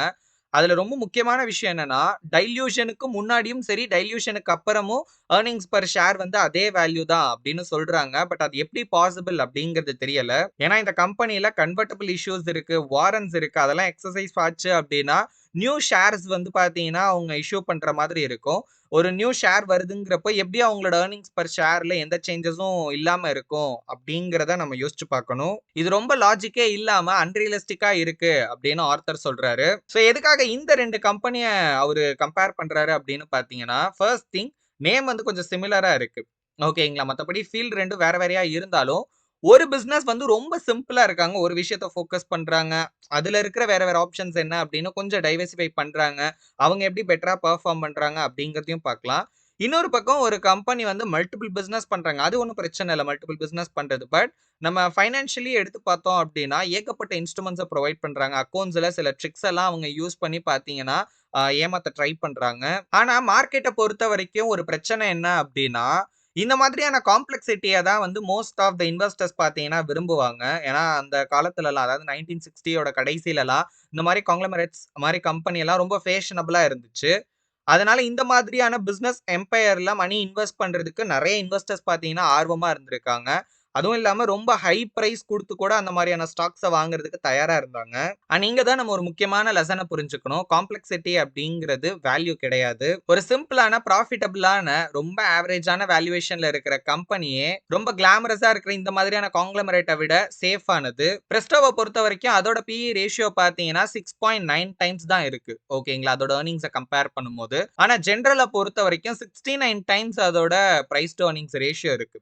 அதாவது Presto அண்ட் ஜெனரலோட பிரைஸ் டூ ஏர்னிங்ஸே வந்து 10 மடங்கா பார்த்தீங்கன்னா இருக்கு. இது எப்படி நடந்திருக்கும் அப்படின்னு கேட்டீங்கன்னா ரொம்ப சிம்பிள். Prestoவ பொறுத்தவரைக்கும் அவங்களோட பேலன்ஸ் ஷீட் ரொம்ப ஸ்ட்ராங்கா இருந்திருக்கு. கேப்பிட்டல் ஸ்ட்ரக்சர் சிம்பிளா இருக்கு. ஏர்னிங்ஸோட குரோத்தும் கன்சிஸ்டன்ட்டா இருக்கு. ஒரு ரீசனபிளான பிரைஸ்ல ட்ரேட் ஆகிட்டு இருக்கு. ஆனா ஜெனரல பொறுத்தவரைக்கும் அவங்களோட கேப்பிட்டல் ஸ்ட்ரக்சர் அப்படிங்கிறது ரொம்ப காம்ப்ளெக்ஸா இருக்கு. அதிகமான கடன் இருக்கு. டைல்யூஷன் ரிஸ்க்கும் பார்த்தீங்கன்னா பெரிய அளவுல இருக்கு. வேல்யூவேஷனும் ரொம்ப அதிகமா இருக்கு. பத்தாததுக்கு இந்த கம்பெனி அவங்களோட பிசினஸ இன்னும் பார்த்தீங்கன்னா எக்ஸ்பேண்ட் பண்ணிக்கிட்டே இருக்காங்க. சோ கிரஹாம பொறுத்தவரைக்கும் Presto வந்து அவரோட இன்வெஸ்ட்மென்ட் சாய்ஸ்ல அவர் வச்சுப்பாரு. ஓகேங்களா? ஏன்னா இது வந்து ஒரு ரீசனபிளான பிரைஸ்ல இருக்கு. பிளஸ் வந்து ஒரு நல்ல பொட்டன்ஷியலும் இருக்கிற ஒரு கம்பெனியா இருக்கு. ஆனா ஜெனரல பொறுத்தவரைக்கும் இதுல நெறைய கார்ப்பரேட் ஜிமிக்ஸ யூஸ் பண்ணியிருக்காங்க. பெரிய அளவுல அக்யூசேஷன் இருக்கு. அதிகமான லெவரேஜ் இருக்கு. லெவரேஜ் அதிகமா இருக்கு அப்படின்னாலே, அந்த இடத்துல நம்ம காச நம்ம அதிகமா லாஸ் பண்றதுக்கான நெறைய வாய்ப்பு இருக்கு. அண்ட் வந்து ரொம்ப ரொம்ப வீக்கான டான்ஜிபிள் பேக்கிங் தான் இருக்கு. ஓகேங்களா? அதாவது நம்ம குடுக்குற காசுக்கான ரியல் வேல்யூ அப்படிங்கிறது அந்த கம்பெனில ரொம்ப கம்மியா தான் நமக்கு கிடைக்கும். சோ நெக்ஸ்ட் ஜெனரல் அவங்களோட டைவர்சிஃபிகேஷன அப்படியே பார்த்தீங்கன்னா 1969லயும் கன்டின்யூ பண்ணாங்க. கடனும் இன்னும் அதிகமாச்சு. இதனால 72 மில்லியன் அளவுக்கு பார்த்தீங்கன்னா, டாக்ஸ்க்கு முன்னாடியே இவங்க லாஸ் பண்ணியிருக்காங்க. ஸோ டாக்ஸ்க்கு அப்புறம் கிட்டத்தட்ட $46 மில்லியன் வந்து இவங்க லாஸ் பண்ணியிருக்காங்க. ஸ்டாக்குமே $60ல இருந்து $16 அதுக்கப்புறம் $9 அப்படின்னு பார்த்தீங்கன்னா ஃபால் ஆயிட்டே இருந்தது. அதுக்கப்புறம் திரும்ப பிரைஸ் ரெக்கவர் ஆகுறப்போ ஒரு $28க்கு பார்த்தீங்கன்னா ரெக்கவர் ஆகியிருக்கு. 1970ல இந்த ஸ்டாக்கோட பெர் ஷேர் ஏர்னிங்ஸ் ஓகேங்களா $2.33 அப்படின்னு பார்த்தீங்கன்னா இவங்க ரிப்போர்ட் பண்ணியிருக்காங்க.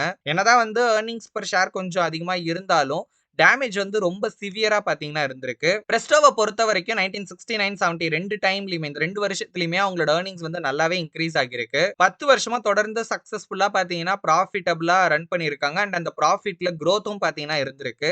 இருந்தாலும் 1970ல ஒரு ஃபால் ஆச்சு. ஓகே $21.5க்கு ஃபால் ஆகி அந்த டைம்ல இவங்களோட PE ரேஷியோலாம் வந்து ஜஸ்ட் 4 டைம்ஸ் தான் இருந்திருக்கு. அவங்களோட நெட் கரண்ட் அசெட் வேல்யூவை விட ரொம்ப கம்மியான வேல்யூக்கு ட்ரேட் ஆச்சு. இதை தான் நம்ம அண்டர் வேல்யூட் ஸ்டாக் அப்படின்னு சொல்லுவோம். அதுக்கப்புறம் $34க்கு இந்த ஸ்டாக்கோட பிரைஸ் அப்படிங்கிறது இன்க்ரீஸ் ஆச்சு. பட் ஸ்டில் இப்பவும் இது வந்து ஒரு அண்டர் வேல்யூடு ஸ்டாக்கா தான் இருக்கு. ஏன்னா PE ரேஷியோ இப்பயும் 5.5 டைம்ஸ் தான் இருக்கு. பட் இவங்களோட ஒர்க்கிங் கேபிட்டலும் ஸ்டாக்கோட பிரைஸும் ஆல்மோஸ்ட் பாத்தீங்கன்னா சிமிலரா இருந்திருக்கு. ஒருவேளை இந்த 2 ஸ்டாக்ல ஏதாவது ஒரு ஸ்டாக்ல இன்வெஸ்ட் பண்ற நிலைமை வந்துச்சு அப்படின்னா கண்டிப்பா நம்ம கிரஹமோட சாய்ஸ் இந்த பிரெஸ்டோவா தான் இருக்கும். ஏன்னா இது வந்து ஒரு வேல்யூபிளான ஒரு ஸ்டாக் ஓகேங்களா. ஸோ வேல்யூ இன்வெஸ்டிங் பேசிஸ்ல இந்த ஸ்டாக்ல நம்ம வந்து இன்வெஸ்ட் பண்ணலாம். நம்ம கொடுக்குற வேல்யூக்கு ஒரு நல்ல ஸ்டாக் பாத்தீங்கன்னா நமக்கு கிடைக்கும். 8வது பேர் அண்ட் இதுதான் கடைசி பேரும் கூட. ஒரு பக்கம் வைட்டிங் கார்ப்பரேஷன், இன்னொரு பக்கம் வில்காக்ஸ் அண்ட் ஜிப்ஸ். இதுவும் நமக்கு வந்து ஸ்டாக் மார்க்கெட்ல அந்த லிஸ்ட் வரும் இல்லீங்களா, அதாவது ஆல்பபெட்டிக்கல் ஆர்டர்ல வரும் இல்லையா, அதுல அடுத்தடுத்து இருக்கிற கம்பெனி. இந்த 2 கம்பெனில ஆச்சரியமான விஷயம் என்ன அப்படின்னா, ஃபர்ஸ்ட் நம்ம வைட்டிங் கார்ப்பரேஷனை பத்தி பார்க்கலாம். இது வந்து ரொம்ப பழமையான ஒரு கம்பெனி. 1896ல இந்த கம்பெனி வந்து பாத்தீங்கன்னா ஸ்டார்ட் பண்ணியிருக்காங்க. மெட்டீரியல்ஸ் ஹேண்ட்லிங் எக்யூப்மெண்ட்ஸ்ல இவங்க வந்து ஸ்பெஷலிஸ்ட். பட் ஆனா இவங்க வந்து அவங்களோட கோர் பிசினஸ்லயே பாத்தீங்கன்னா ஸ்டக் ஆயிட்டாங்க. வேற எந்த இதுக்கும் பாத்தீங்கன்னா இவங்க சேஞ்ச் ஆகல. அதே பாத்தீங்கன்னா தொடர்ந்து பண்ணிட்டே இருந்திருக்காங்க. பட் ரொம்ப ஸ்ட்ராங்கான ஸ்டெடியான லாங் டேர்ம் ரெக்கார்டு இருக்கு. 1936ல இருந்து கண்டினியூஸா பாத்தீங்கன்னா இவங்க வந்து டிவிடெண்ட் பே பண்ணியிருக்காங்க. அண்ட் டிவிடெண்ட் ஈல்டுமே வந்து ரொம்ப ஹையரா இருக்கு. 1960ல இவங்களோட ஏர்னிங்ஸ் பெர் ஷேர் வந்து $0.41 ஆகும்.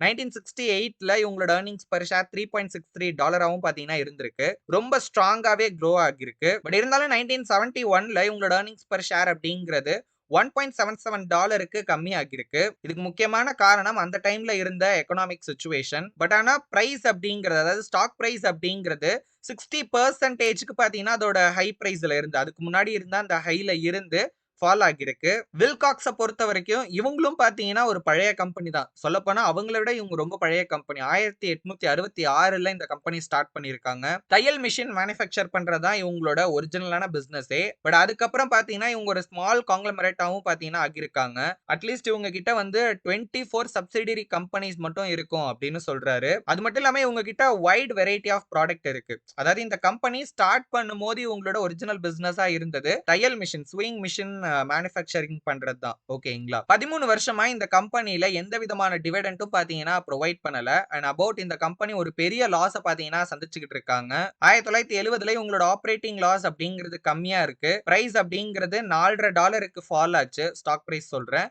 பட் அதுக்கப்புறம் பாத்தீங்கன்னா $9.5க்கு வந்து இன்க்ரீஸும் ஆச்சு. பட் கிரஹமை பொறுத்த வரைக்கும் வைட்டிங் கார்ப்பரேஷன் வந்து ஒரு நல்ல ஒரு இன்வெஸ்ட்மெண்ட் ஆப்ஷனா இருந்திருக்கும் மேபி. ஓகேங்களா. ஒரு ஆண்டர்பிரைசிங் இன்வெஸ்டருக்கு மேபி ஒரு அட்ராக்டிவான ஒரு செகண்டரி இன்வெஸ்ட்மெண்ட் ஆப்ஷனுக்கு நம்ம அதை வச்சிருக்கலாம்.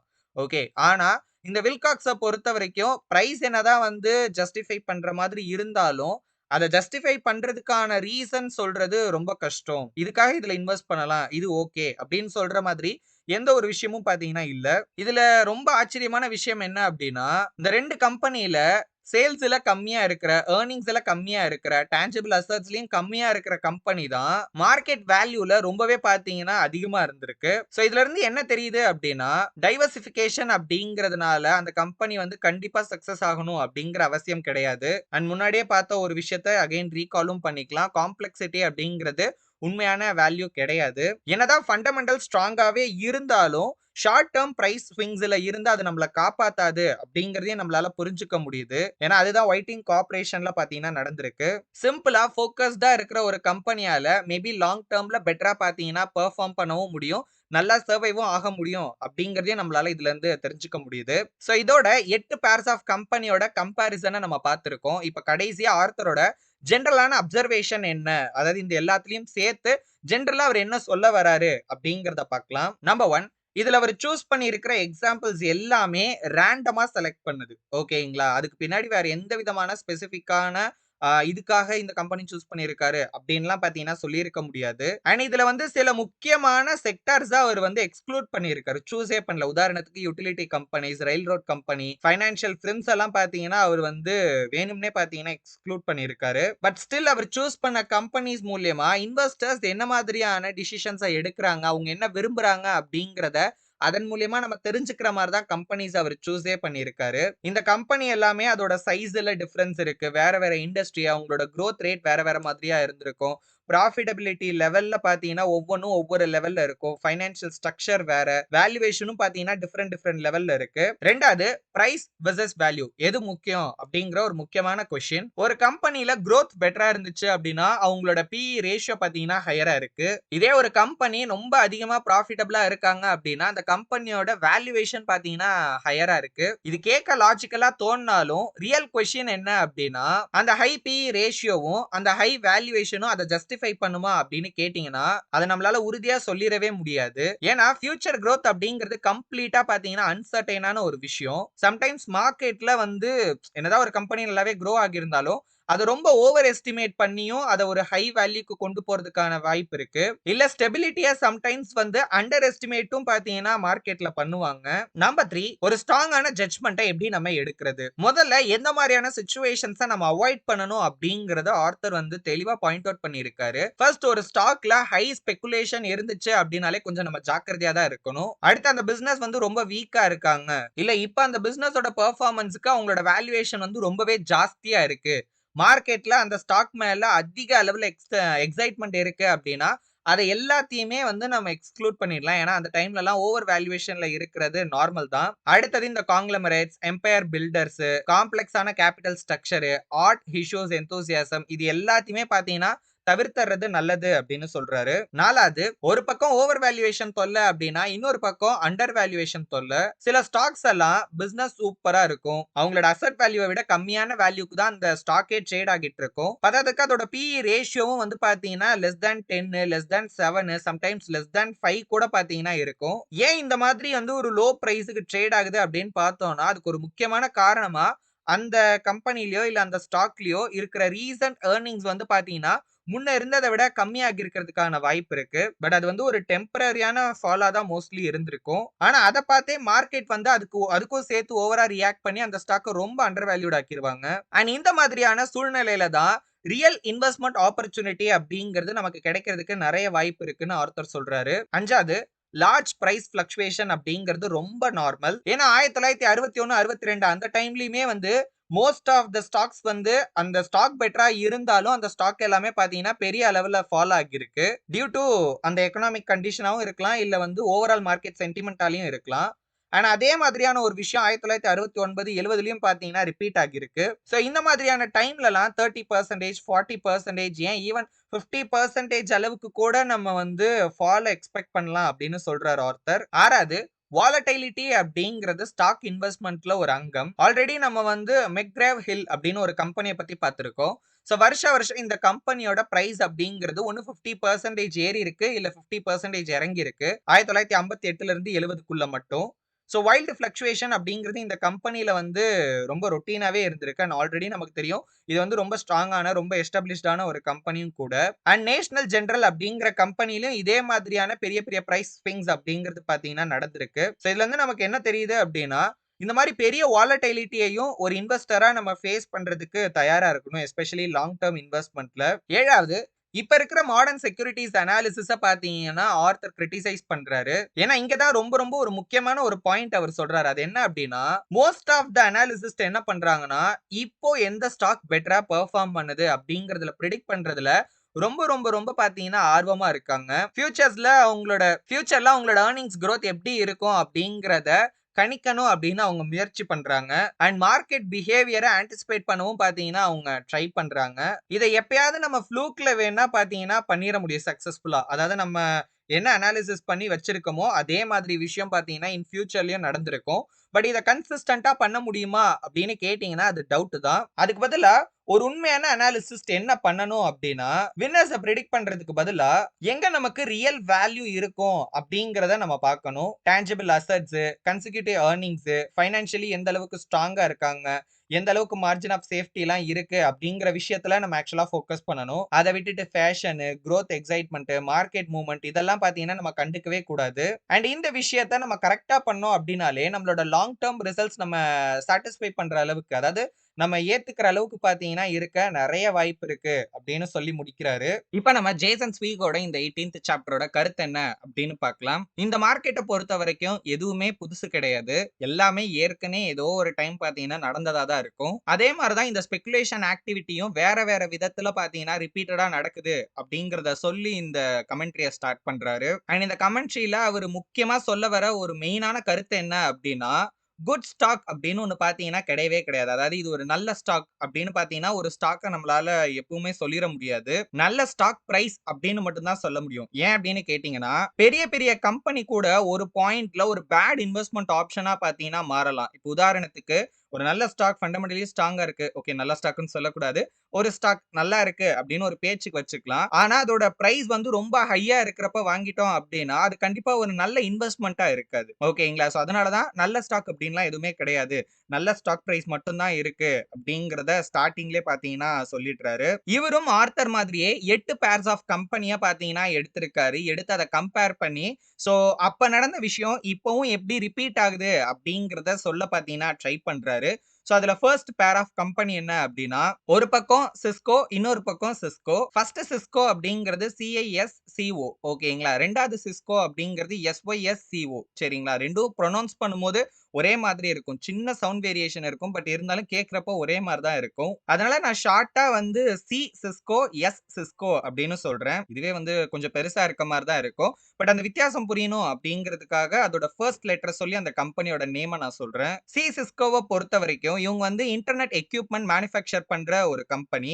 மார்ச் 2020ல வேர்ல்ட்ஸ் மோஸ்ட் வேல்யூபிள் கம்பெனியா பார்த்தீங்கன்னா இந்த கம்பெனி ஆகியிருக்கு. கிட்டத்தட்ட அதோட மார்க்கெட் வேல்யூ மட்டும் $548 பில்லியன்.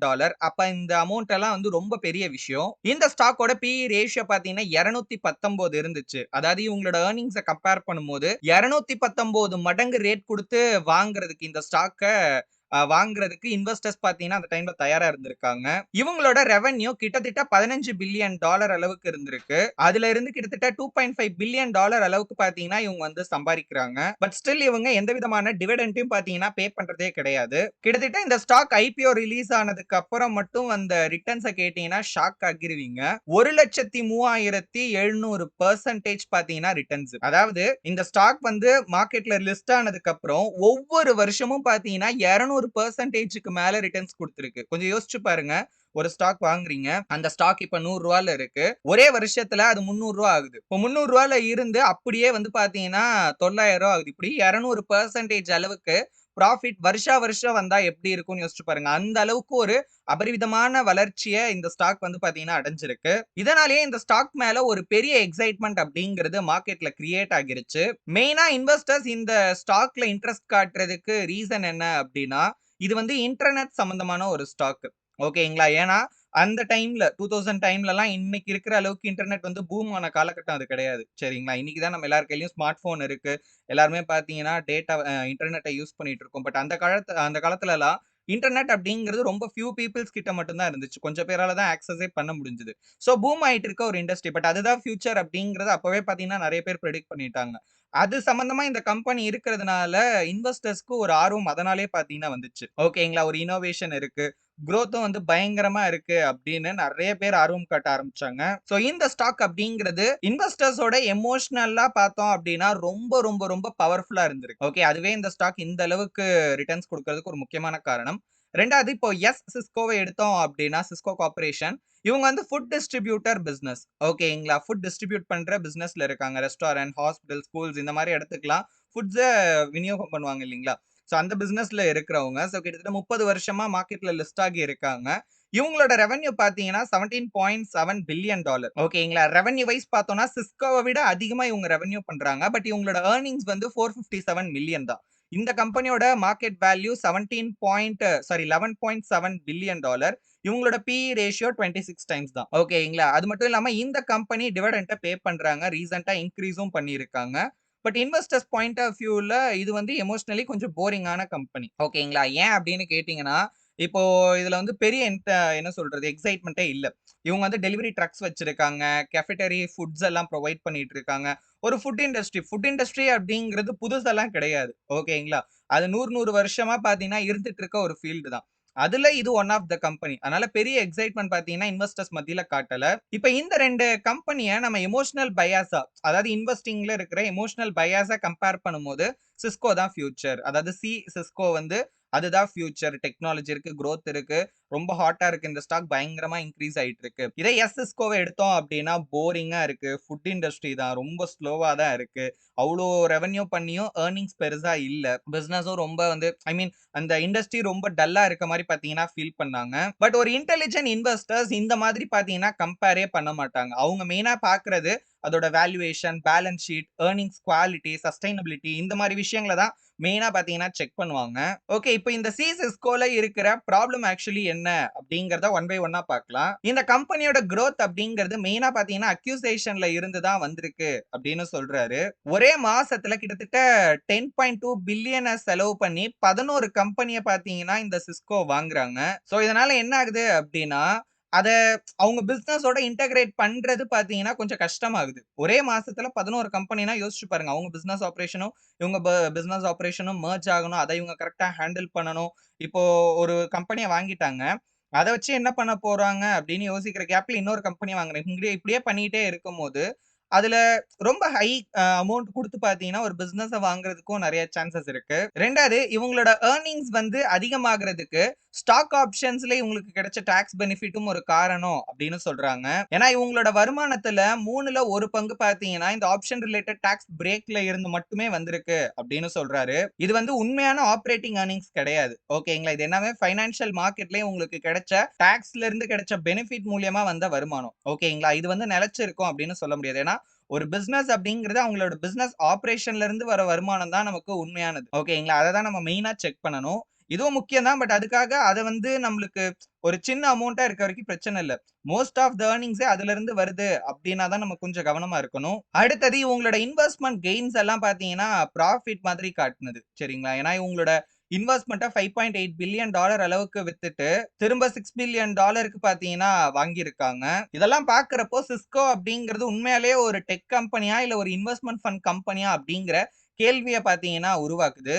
ஒருவேள இவங்க பண்ற இன்வெஸ்ட்மென்ட்லாம் ஃபால் ஆச்சு அப்டின்னா, இவங்களோட ஏர்னிங்ஸ் மொத்தமும் பார்த்தீங்கன்னா கொலாப்ஸ் ஆகிரும். ஏன்னா, இவங்களோட ஏர்னிங்ஸ்ல ஒரு சர்டைன் பெர்சன்டேஜ் அப்டிங்கிறது அதிலிருந்து தான் வந்துகிட்டு இருக்கு. ஓகே. ஸோ இப்போ இந்த கம்பெனி எந்த பாயிண்ட்ல இருந்து நம்ம வந்து இது ஒரு டெக்னாலஜி கம்பெனி தான். அதுல தான் இவங்க ஃபோக்கஸ் பண்றாங்க. அதுல தான் இவங்களோட பிசினஸ டெவலப் பண்றாங்க அப்டின்னு சொல்ல முடியும். இதே இன்னொரு பக்கம் நம்ம சிஸ்கோவோட ஸ்ட்ரென்த்த பார்த்தோம் அப்டின்னா, ஸ்மால் அக்யூசேஷன் தான். இவங்களும் அக்யூசேஷன் பண்ணியிருக்காங்க. பட் ஆனா பெரிய அளவுக்கு இல்ல. 130 மில்லியன் அளவுக்கு தான் பார்த்தீங்கன்னா பண்ணியிருக்காங்க. ஸ்டாக் ஆப்ஷன்ஸ்ல இப்ப அந்த டைல்யூஷன் நடந்துச்சு அப்டின்னா, அந்த ஸ்டாக் ஆப்ஷன்ஸ் எல்லாம் ஸ்டாக்ஸா கன்வெர்ட் பண்ணாங்க அப்டின்னா கூட அதோட தாக்கம் ஜஸ்ட் 1.5% தான் மொத்த அளவுல. ஆனா சிஸ்கோவ பொறுத்தவரைக்கும் அது 6.9% அளவுக்கு இருக்கு. இந்த கம்பெனி ரொம்ப ஸ்டேபிளா இருக்காங்க. கன்சர்வேட்டிவ் குரோத் இருக்கு. டிவிடெண்ட் பார்த்தீங்கன்னா ரெகுலரா பே பண்ணிக்கிட்டு இருக்காங்க. இதெல்லாம் விட ஒரு பெரிய பிரச்சனை என்ன அப்டின்னா, புரொஃபசர் ஜெர்மி அப்டிங்கிறவரு ஒரு விஷயத்த நோட் பண்றாரு. என்னதான் வந்து ஒரு பெரிய கம்பெனியாவே இருந்தாலும், எந்த கம்பெனிக்குமே அதோட பிஇ ரேஷியோ 60 மடங்குக்கு மேல இருந்துச்சு அப்டின்னா, அத ஜஸ்டிஃபை பண்ற விதமா இருக்காது. இப்ப உதாரணத்துக்கு சிஸ்கோவ பொறுத்தவரைக்கும் 219 மடங்கு பிஇ ரேஷியோ இருக்கு. அப்ப அந்த 219 மடங்க அது வந்து நியாயப்படுத்துமா அந்த கம்பெனியோட ஃபண்டமெண்டல்ஸ் அப்டின்னு கேட்டீங்கன்னா, கண்டிப்பா இல்ல. இது எந்த ஒரு பெரிய கம்பெனியாலயும் நியாயப்படுத்த முடியாது. அதாவது அதோட வேல்யூ அந்த 60க்கும் மேல இருக்கு அப்டின்னா, இங்க தான் கிரஹமோட ஒரு லாஜிக்க வந்து பார்த்தீங்கன்னா மென்ஷன் பண்றாரு. அது என்ன அப்டின்னா, ஒண்ணு ஒரு கம்பெனி லார்ஜா இருக்கணும். இல்ல அப்டின்னா அந்த கம்பெனில ஹை பிஇ இருக்கணும். ரொம்ப ரேரா தான் இது 2மே ஒரே கம்பெனிக்கு இருக்கும் அப்டின்னு சொல்றாரு. ஏன்னா இந்த அளவுக்கு குரோத் இருந்துச்சு அப்டின்னா, ஃபர்தரா குரோ ஆகுறது பார்த்தீங்கன்னா ஸ்லோ ஆகிரும். ஏன்னா ஏற்கனவே அவங்க இந்த அளவுக்கு பெருசா இருக்காங்க. இன்னும் இதிலிருந்து வளரணும் அப்டின்னா எங்க வளர முடியும்? அப்டிங்கிற ஒரு கேள்வி பார்த்தீங்கன்னா வரும். ஏன்னா ஒரு பாயிண்ட்ல அந்த கம்பெனி இதுக்கு மேல இந்த மொத்த உலகத்தையும் வாங்குனா தான் பார்த்தீங்கன்னா பிசினஸே பண்ண முடியும் அப்டிங்கிற மாதிரி ஒரு சிச்சுவேஷன் கூட வரலாம். கொஞ்சம் யோசிச்சு பாருங்க.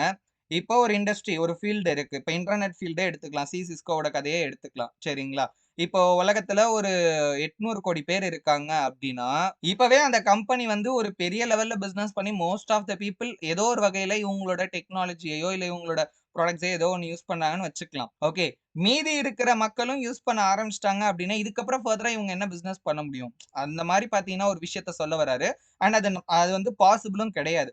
இது எதுக்காக சொல்றோம் அப்டின்னா, ஏற்கனவே வந்து இந்த கம்பெனி அவங்க ஆக்சுவலி என்ன பண்றாங்களோ, அத விட பல மடங்கு பார்த்தீங்கன்னா, அந்த வேல்யூவேஷன்ல குரோ ஆகி தான் இருக்காங்க. இப்போ எதுவுமே அவங்களோட குரோத்த வந்து பார்த்தீங்கன்னா, நியாயப்படுத்த முடியாத அளவுக்கு பார்த்தீங்கன்னா, இப்போ நெலைம அப்படிங்கிறது இருக்கு. ஸோ இதுக்கப்புறம் என்ன ஆச்சு அப்படின்னா, சிஸ்கோவ பொறுத்தவரைக்கும் 2001ல 1.2 பில்லியன் வந்து பார்த்தீங்கன்னா, ரீஸ்ட்ரக்சரிங் சார்ஜஸ், 1.3 பில்லியன் வந்து இன்வெஸ்ட்மென்ட்ல லாஸ், ஸ்டாக்கோட வேல்யூவும் பார்த்தீங்கன்னா 75% அளவுக்கு ஃபால் ஆச்சு 2000லேருந்து 2002க்குள்ள மட்டும் ஒரு பெரிய கொலாப்ஸ் இந்த கம்பெனில. ஆனா சிஸ்கோவ பொறுத்தவரைக்கும் அதோட ப்ராஃபிட் அப்படிங்கிறது ஸ்டெடியா குரோ ஆச்சு. அதோட ஸ்டாக்கும் பார்த்தீங்கன்னா 56% ப்ராஃபிட் குடுத்துச்சு. ஸோ இந்த கம்பேரிசன்ல ஒரு போரிங் கம்பெனி பார்த்தீங்கன்னா, ஒரு கிளாமரஸ் கம்பெனிய விட அவுட் பெர்ஃபார்ம் பண்ணியிருக்கு. ரொம்ப சிம்பிளா இந்த ஃபர்ஸ்ட் பேர நம்ம கம்பேரிசன் பண்ணி சொல்லணும் அப்டின்னா, சிஸ்கோவ பொறுத்தவரைக்கும் ஒரு கிரேட் கம்பெனி. பட் அதோட பிரைஸ் வந்து பார்த்தீங்கன்னா, ரொம்ப டெரிபிளா இருக்கு. அதாவது ரொம்ப வந்து பார்த்தீங்கன்னா, ஹையா இருக்கு. சிஸ்கோவ பொறுத்தவரைக்கும் என்னதான் அது ஒரு டல்லான கம்பெனியாவும் இருந்தாலும், அதோட பிரைஸ் வந்து பார்த்தீங்கன்னா, ஒரு நியாயமான ரேட்ல இருந்திருக்கு. அண்ட் அந்த பிரைஸ் தான் மார்க்கெட்ல ப்ரூவும் பண்ணியிருக்கு. இந்த மாரி ஸ்டாக் தான் வந்து லாங் டெர்ம்ல ரிட்டர்ன்ஸ் குடுக்கறதுக்கான வாய்ப்பு இருக்கு அப்படிங்கிறத. 2வது பேர் யாஹூ விசஸ் யாஹூ அப்படிங்கிறது நம்ம எல்லாருக்குமே நல்லா தெரிஞ்ச ஒரு கம்பெனி தான். ஸோ இன்டர்நெட் சம்மந்தமான ஒரு கம்பெனி. ஓகேங்களா? ஸோ 1999ஓட கடைசியில இந்த கம்பெனியோட நிலைமை என்ன அப்படின்னா, ஒரே மாசத்துல கிட்டத்தட்ட இந்த கம்பெனியோட ஸ்டாக் பிரைஸ் $212 இருந்து $432க்கு போயிருக்கு. மார்க்கெட் வேல்யூ $114 பில்லியன் அந்த டைம்ல இருந்திருக்கு. இந்த கம்பெனியோட revenue $433 million.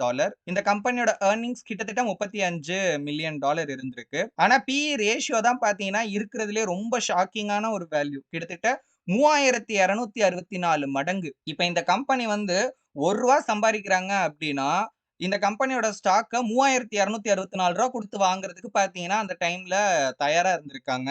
Price two revenue ரேஷியோவே கிட்டத்தட்ட 263 மடங்கு பார்த்தீங்கன்னா இருந்திருக்கு. இந்த காரணத்தினாலேயே இந்த ஸ்டாக்க பார்த்தீங்கன்னா, S&P 500ல ஒரு ஸ்டாக்கா இன்க்ளூட் பண்ணியிருக்காங்க.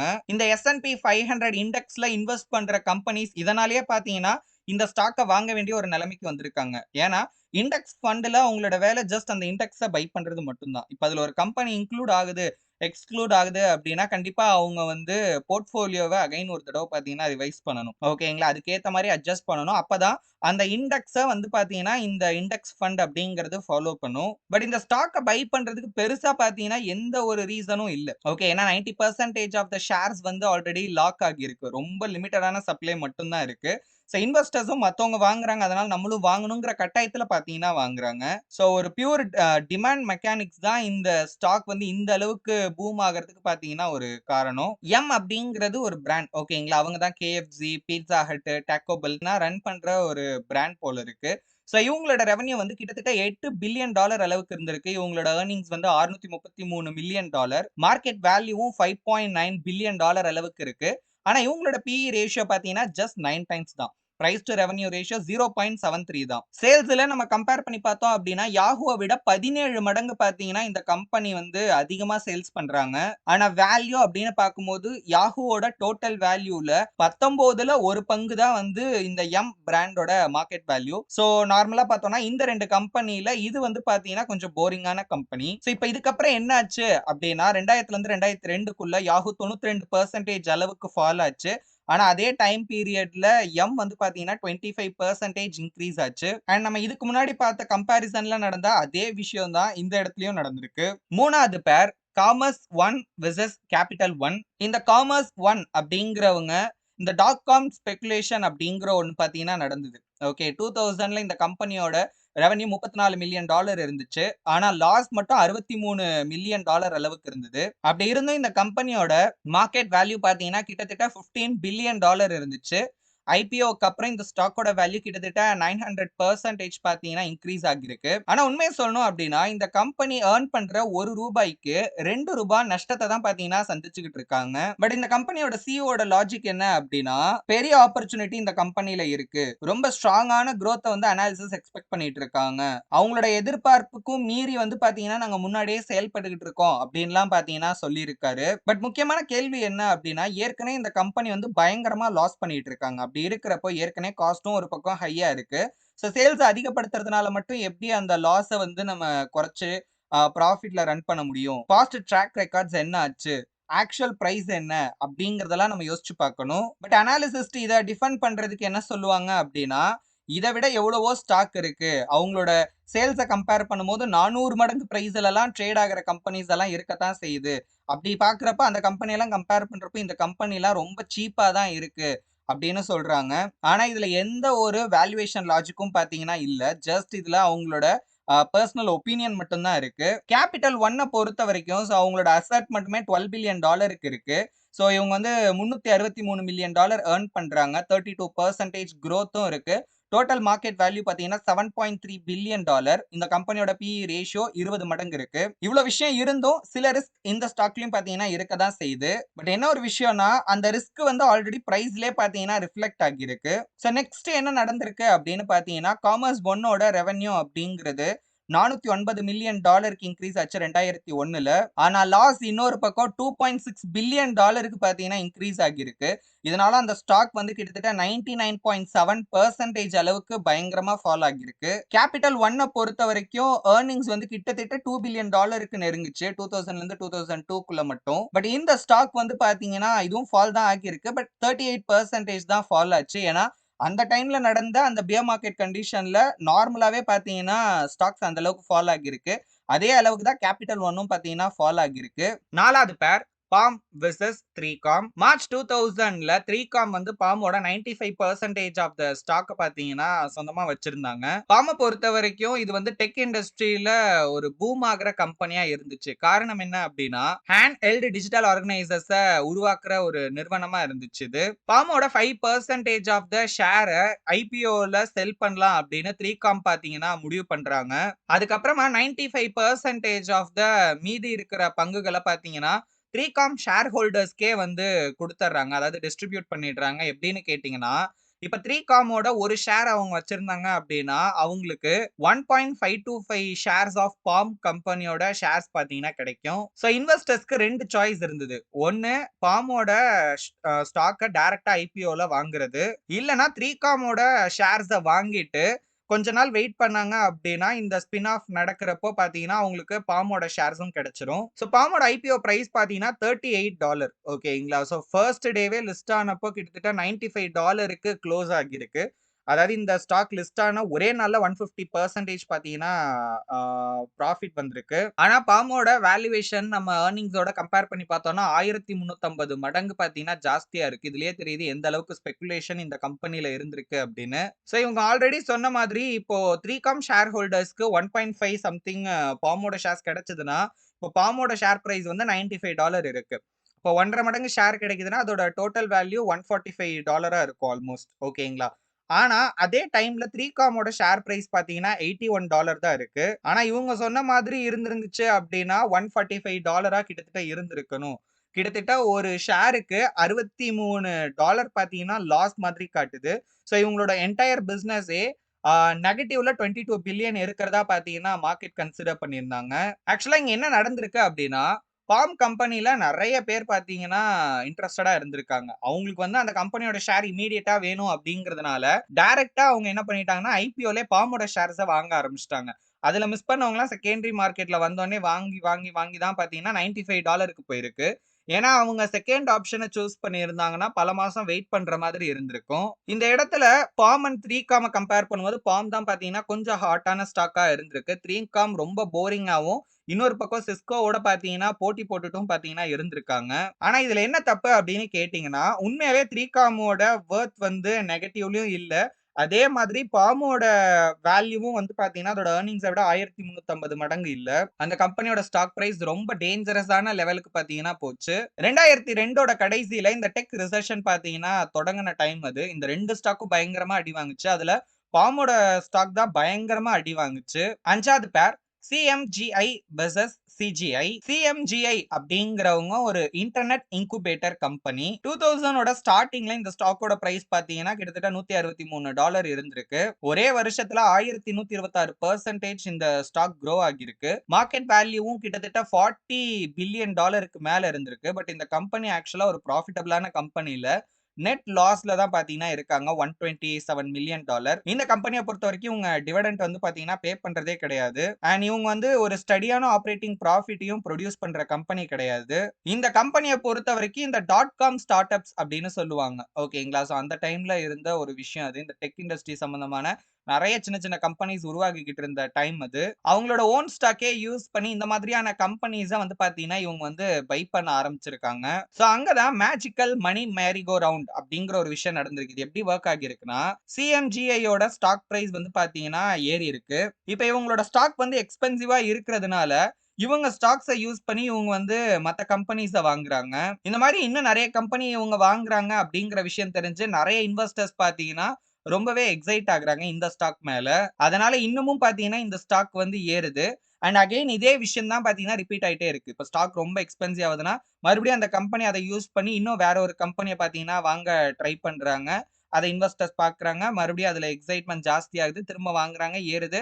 இததான் மேரிகோ ரவுண்ட் மாதிரி பாத்தீங்கன்னா திரும்ப திரும்ப ஒரு சைக்கிளிக்கா வந்து நடந்துகிட்டு இருக்கு அப்படின்னு ஜேசன் சொல்றாரு. 1998ல இவங்க வந்து கிட்டத்தட்ட $53.8 மில்லியன் அக்யூசேஷனுக்காக செலவு பண்ணியிருக்காங்க. இதே 1999ல $104 மில்லியன் பாத்தீங்கன்னா இதுக்காக அவங்க ஸ்பெண்ட் பண்ணியிருக்காங்க. 1999ஓட கடைசி 5 மாசத்துல மட்டும் அந்த கம்பெனியோட செலவு கணக்கு பார்த்தோம்னா $4 பில்லியன் அளவுக்கு பாத்தீங்கன்னா இருந்திருக்கு. அண்ட் இந்த செலவுகள் எல்லாத்தையுமே அவங்க கம்பெனியோட அந்த இன்ஃப்ளேட்டட் ஸ்டாக் பிரைஸ் இருக்கு இல்லீங்களா, அதுல இருந்து தான் எடுத்து அவங்க செலவு பண்ணியிருக்காங்க. இதுல எந்த ஆர்கானிக் வெல்த் கிரியேஷனும் இல்ல அப்படின்னு சொல்றாரு. ஏன்னா இந்த மாதிரி கிரியேட் ஆகிற வெல்த் அப்படிங்கிறது எப்ப வேணாலும் பாத்தீங்கன்னா கொலாப்ஸ் ஆகலாம். இப்ப நாளைக்கே அந்த ஸ்டாக்கோட பிரைஸ் ஃபால் ஆச்சு அப்படின்னா டோட்டலா எல்லாமே வந்து கொலாப்ஸ் ஆகிரும். இன்னொரு பக்கம் சிஜிஐ இவங்க வந்து ஒரு காமர்ஸ் குரூப். அதாவது வண்டிங்களுக்குலாம் இந்த இன்சூரன்ஸ் ப்ரொவைட் பண்ணுவாங்க இல்லையா, அந்த மாதிரி ஒரு இன்சூரன்ஸ் கம்பெனி இவங்க. இவங்களோட மார்க்கெட் வேல்யூ வந்து கிட்டத்தட்ட $870 மில்லியன். நெட் இன்கம் வந்து இவங்க 89 மில்லியன். அதாவது இவங்க வந்து ப்ராஃபிட் பண்ற ஒரு கம்பெனி. டிவிடெண்டும் ரெகுலரா பே பண்ணிட்டு இருக்காங்க. சோ ஆவரேஜா ஒரு 4% அளவுக்கு டிவிடெண்ட் ஈல்ட் இருக்கு. இந்த ஸ்டாக்கோட PE ரேஷியோ பாத்தீங்கன்னா லெஸ் than 10 இருக்கு. இந்த ஸ்டாக்கும் 1999ல ஃபால் ஆகதான் செஞ்சது. கிட்டத்தட்ட 23% பாத்தீங்கன்னா ஃபால் ஆகியிருக்கு. அதனாலேயே அந்த டைம்ல நிறைய இன்வெஸ்டர்ஸ் இந்த ஸ்டாக்க வந்து இக்னோர் பண்ணிட்டாங்க. ஏன்னா இதுல எந்த ஹைப்பும் இல்ல. இன்டர்நெட் சம்பந்தமா இவங்க எதுவுமே பண்ணல. சோ ஆர்த்தரோட ஸ்லாங்ல சொல்லணும்னா இது வந்து ஒரு போரிங் கம்பெனி இந்த பேர்ல. எப்ப இந்த .com பபிள் பர்ஸ்ட் ஆச்சோ அப்போ சிஎம்ஜிஐல 2000ல 1.4 பில்லியன் அளவுக்கு லாஸ், 2001ல 5.5 பில்லியன் அண்ட் 2002ல இன்னும் ஒரு $500 மில்லியன் பாத்தீங்கன்னா லாஸ் ஆகி $163 இருந்த ஸ்டாக் பிரைஸ் $1க்கும் கம்மியான ரேட்டுக்கு போச்சு. 99%க்கு மேல ஃபால் ஆச்சு. இத பத்தி தான் நம்ம முன்னாடியே பேசியிருந்தோம். ஏன்னா எப்போ இந்த .com பபிள் பர்ஸ்ட்ல ஸ்டாக் பிரைஸ் எல்லாம் ஃபால் ஆக ஆரம்பிச்சதோ அதுக்கப்புறம் அவங்களோட இன்வெஸ்ட்மென்ட் எதையுமே அவங்களால ப்ராஃபிட்ல பாத்தீங்கன்னா செல் பண்ண முடியல. ஒரு நஷ்டத்துக்கு செல் பண்ணியே அவங்களோட லாபம் எல்லாம் பாத்தீங்கன்னா காணாம போச்சு. அதே நேரத்துல சிஜிஐ பொறுத்த வரைக்கும் அவங்களோட ஏர்னிங்ஸ் அப்படிங்கிறது தொடர்ந்து பாத்தீங்கன்னா ஸ்டடியா க்ரோ ஆயிட்டே இருந்துச்சு. 2000ல 8.5%, 2001ல 43.6% அண்ட் 2002ல 2.7% இன்க்ரீஸ் ஆகி ஓவராலா பார்த்தோம்னா ஒரு 60% அளவுக்கு growth அப்படிங்கிறது இருக்கு. சோ இந்த போரிங் பிசினஸ் தான் இந்த 2 கம்பெனில பாத்தீங்கன்னா ஆக்சுவல் வின்னர். 6வது பேர் பால் வெர்சஸ் ஸ்ட்ரைக்கர். இது வரைக்கும் நம்ம பார்த்த எக்ஸாம்பிள்ல எப்படி கிளாமரஸான ஸ்டாக்ஸ் எல்லாம் கொலாப்ஸ் ஆச்சு, ஓவர் வேல்யூவேஷன் அவங்களோட வெல்த்தை எப்படி எல்லாம் அழிச்சுது அப்படிங்கறத பார்த்தோம். சோ இந்த கம்பேரிசன்ல நம்ம என்ன பண்ண போறோம் அப்படின்னா, ஒரு நல்ல கம்பெனியாவே இருந்தாலும் மார்க்கெட் வந்து ஒரு பேனிக்கான சிச்சுவேஷன்ல இருக்கிறப்போ அதோட பிரைஸ் எப்படி வந்து குறையும், அதாவது ஒரு அண்டர் வேல்யூடு ஸ்டாக்கா போகும் அப்படிங்கிறத பார்க்கலாம். பால் கார்பரேஷனை பொறுத்த வரைக்கும் இவங்க வந்து மெட்டல் அண்ட் பிளாஸ்டிக் கண்டெய்னர்ஸை உருவாக்குற ஒரு கம்பெனி. ரொம்ப ட்ரெடிஷ்னலான ஒரு இண்டஸ்ட்ரியல் பிசினஸ். இவங்களோட மார்க்கெட் வேல்யூ பார்த்தீங்கன்னா, அந்த டிராப்க்கு அப்புறம் $1.9 பில்லியன் அளவுக்கு இருந்திருக்கு. இவங்களோட ஒரு குவார்ட்டரோட எர்னிங்ஸ் மட்டுமே $50 மில்லியன் அளவுக்கு இருக்கு. ஸோ 12 மந்த்ஸ் பீரியடுக்கு எடுத்து பார்த்தோம்னா, ஒரு 152 மில்லியன் அளவுக்கு பார்த்தீங்கன்னா, இந்த கம்பெனி வந்து எர்ன் பண்ணியிருக்காங்க. இந்த கம்பெனியோட பிஇ ரேஷியோ 12.5 டைம்ஸ் இருக்கு. இவங்களோட book value $1.1 billion. So price to book ரேஷியோவ நம்ம பார்த்தோம் அப்டின்னா 1.7 டைம்ஸ் இருக்கு. இந்த கம்பெனில $900 மில்லியன் அளவுக்கு பார்த்தீங்கன்னா, கடன் அப்படிங்கிறது இருக்கு. ஜூலை 2002ல இந்த ஸ்டாக் வந்து கிட்டத்தட்ட 24% ஃபால் ஆச்சு. அதாவது $43ல இருந்து $33 அளவுக்கு ஃபால் ஆகியிருக்கு. இன்ஃபாக்ட் இந்த கம்பெனில பெருசா எந்த விதமான நெகட்டிவ் நியூஸும் பார்த்தீங்கன்னா, அந்த டைம்ல வரல. ஆனா, அந்த டைம்ல வருஷா வருஷம் இந்த கம்பெனியோட எர்னிங்ஸோட குரோத்த நம்ம மெஷர் பண்ணி பார்த்தோம்னா, 61% போன வருஷம் இருந்த எர்னிங்ஸ விட 61% அதிகமா இந்த கம்பெனி எர்ன் பண்ணியிருக்காங்க. அதாவது ஒரு பாசிட்டிவான நியூஸ் தான் இருக்கு. பட் இருந்தாலும் ஸ்டாக் வந்து ஒரு 24% அளவுக்கு ஃபால் ஆகியிருக்கு. ஸ்ட்ரைக்கர் கார்ப்பரேஷன பொறுத்தவரைக்கும் orthopaedic implants and surgical equipments ஓகேங்களா? மெடிக்கல் சம்பந்தமான ஒரு company. High quality growth company இவங்க. இவங்களோட மார்க்கெட் வேல்யூ கிட்டத்தட்ட $9 பில்லியன். ஸோ இவங்களோட ஒரு வருஷத்தோட எர்னிங்ஸ் மட்டுமே கிட்டத்தட்ட $301 மில்லியன். இந்த ஸ்டாக்கோட பிஇ ரேஷியோ வந்து 30 டைம்ஸ் இருக்கு. பிரைஸ் டு புக்ஸ் ரேஷியோ வந்து 16 டைம் இருக்கு. எர்னிங்ஸ் குரோத் நம்ம பார்த்தோம்னா கிட்டத்தட்ட 1992ல இருந்து 2001 வரைக்கும் அந்த ஒரு 10 வருஷத்துல வருஷா வருஷம் 18.6% அளவுக்கு இந்த கம்பெனி க்ரோ ஆகுறாங்க. டிவிடெண்டோட குரோத்தும் வந்து ஒரு 21% அளவுக்கு இருக்கு. அண்ட் இந்த கம்பெனி ஆர்&டில மட்டுமே $142 மில்லியன் ஸ்பெண்ட் பண்றாங்க. ஓகேங்களா? ஏன்னா இந்த மாரி கம்பெனிஸ்க்கு அது வந்து ரொம்ப ரொம்ப முக்கியமான ஒரு விஷயம். ஓகேங்களா? அண்ட் இந்த ஆர்&டிக்காக ஸ்பெண்ட் பண்றது எல்லாமே அந்த கம்பெனியோட ஃபியூச்சர் குரோத்க்கான ஒரு இன்வெஸ்ட்மென்ட்டா நம்ம பார்க்கலாம். இவ்ளோ விஷயம் இருந்தாலும் அந்த சேம் பீரியட்ல இந்த ஸ்டாக்கும் ஒரு 8% பார்த்தீங்கன்னா ஃபால் ஆகியிருக்கு. ஈவன் தோ அவங்களோட சேல்ஸ் வந்து 15% ஏறி இருக்கு. எர்னிங்ஸ் வந்து ஒரு 31% அப்படிங்கிறது ஏறி தான் இருக்கு. இந்த 2 ஸ்டாக்கோட பிரைஸும் ஃபால் ஆகுறதுக்கு முக்கியமான காரணம் என்ன அப்படின்னா, அதே ஜூலை 2002ல வேர்ல்காம் அப்படிங்கிற ஒரு பெரிய கம்பெனி பார்த்தீங்கன்னா திவால் ஆகிட்டாங்க. இதனால டோ ஜோன்ஸ் இண்டஸ்ட்ரியல் ஆவரேஜே கிட்டத்தட்ட 15% அளவுக்கு ஃபால் ஆச்சு. மார்க்கெட்ல ஒரு பேனிக் சிச்சுவேஷன் அப்படிங்கிறதும் பார்த்தீங்கன்னா கிரியேட் ஆச்சு. அதனால இன்வெஸ்டர்ஸ் என்ன ஏதுன்னு யோசிக்காம, ஃபண்டமெண்டல்ஸ் எல்லாம் செக் பண்ணாம, அந்த விஷயத்துக்கு உடனே ரியாக்ட் பண்ணணும் அப்படிங்கிறதுக்காக, எதா இருந்தாலும் பரவால்ல, எந்த கம்பெனியா இருந்தாலும் சரி, இப்ப செல் பண்ணிடணும். இல்லன்னா பயங்கரமா அடி வாங்கும் போல இருக்கு அப்படின்னு தொடர்ந்து பார்த்தீங்கன்னா செல் பண்ணிட்டு இருக்காங்க. அதுல நல்ல நல்ல கம்பெனியையும் செல் பண்ண ஆரம்பிச்சாங்க. ஈவன் குட் நியூஸே வந்தாலும் அதெல்லாம் தவிர்த்துட்டு எவ்வளவுக்கு எவ்வளவு முடியுமோ அவ்வளவுக்கு எவ்வளவு பார்த்தீங்கன்னா செல் பண்ணிட்டே இருந்திருக்காங்க.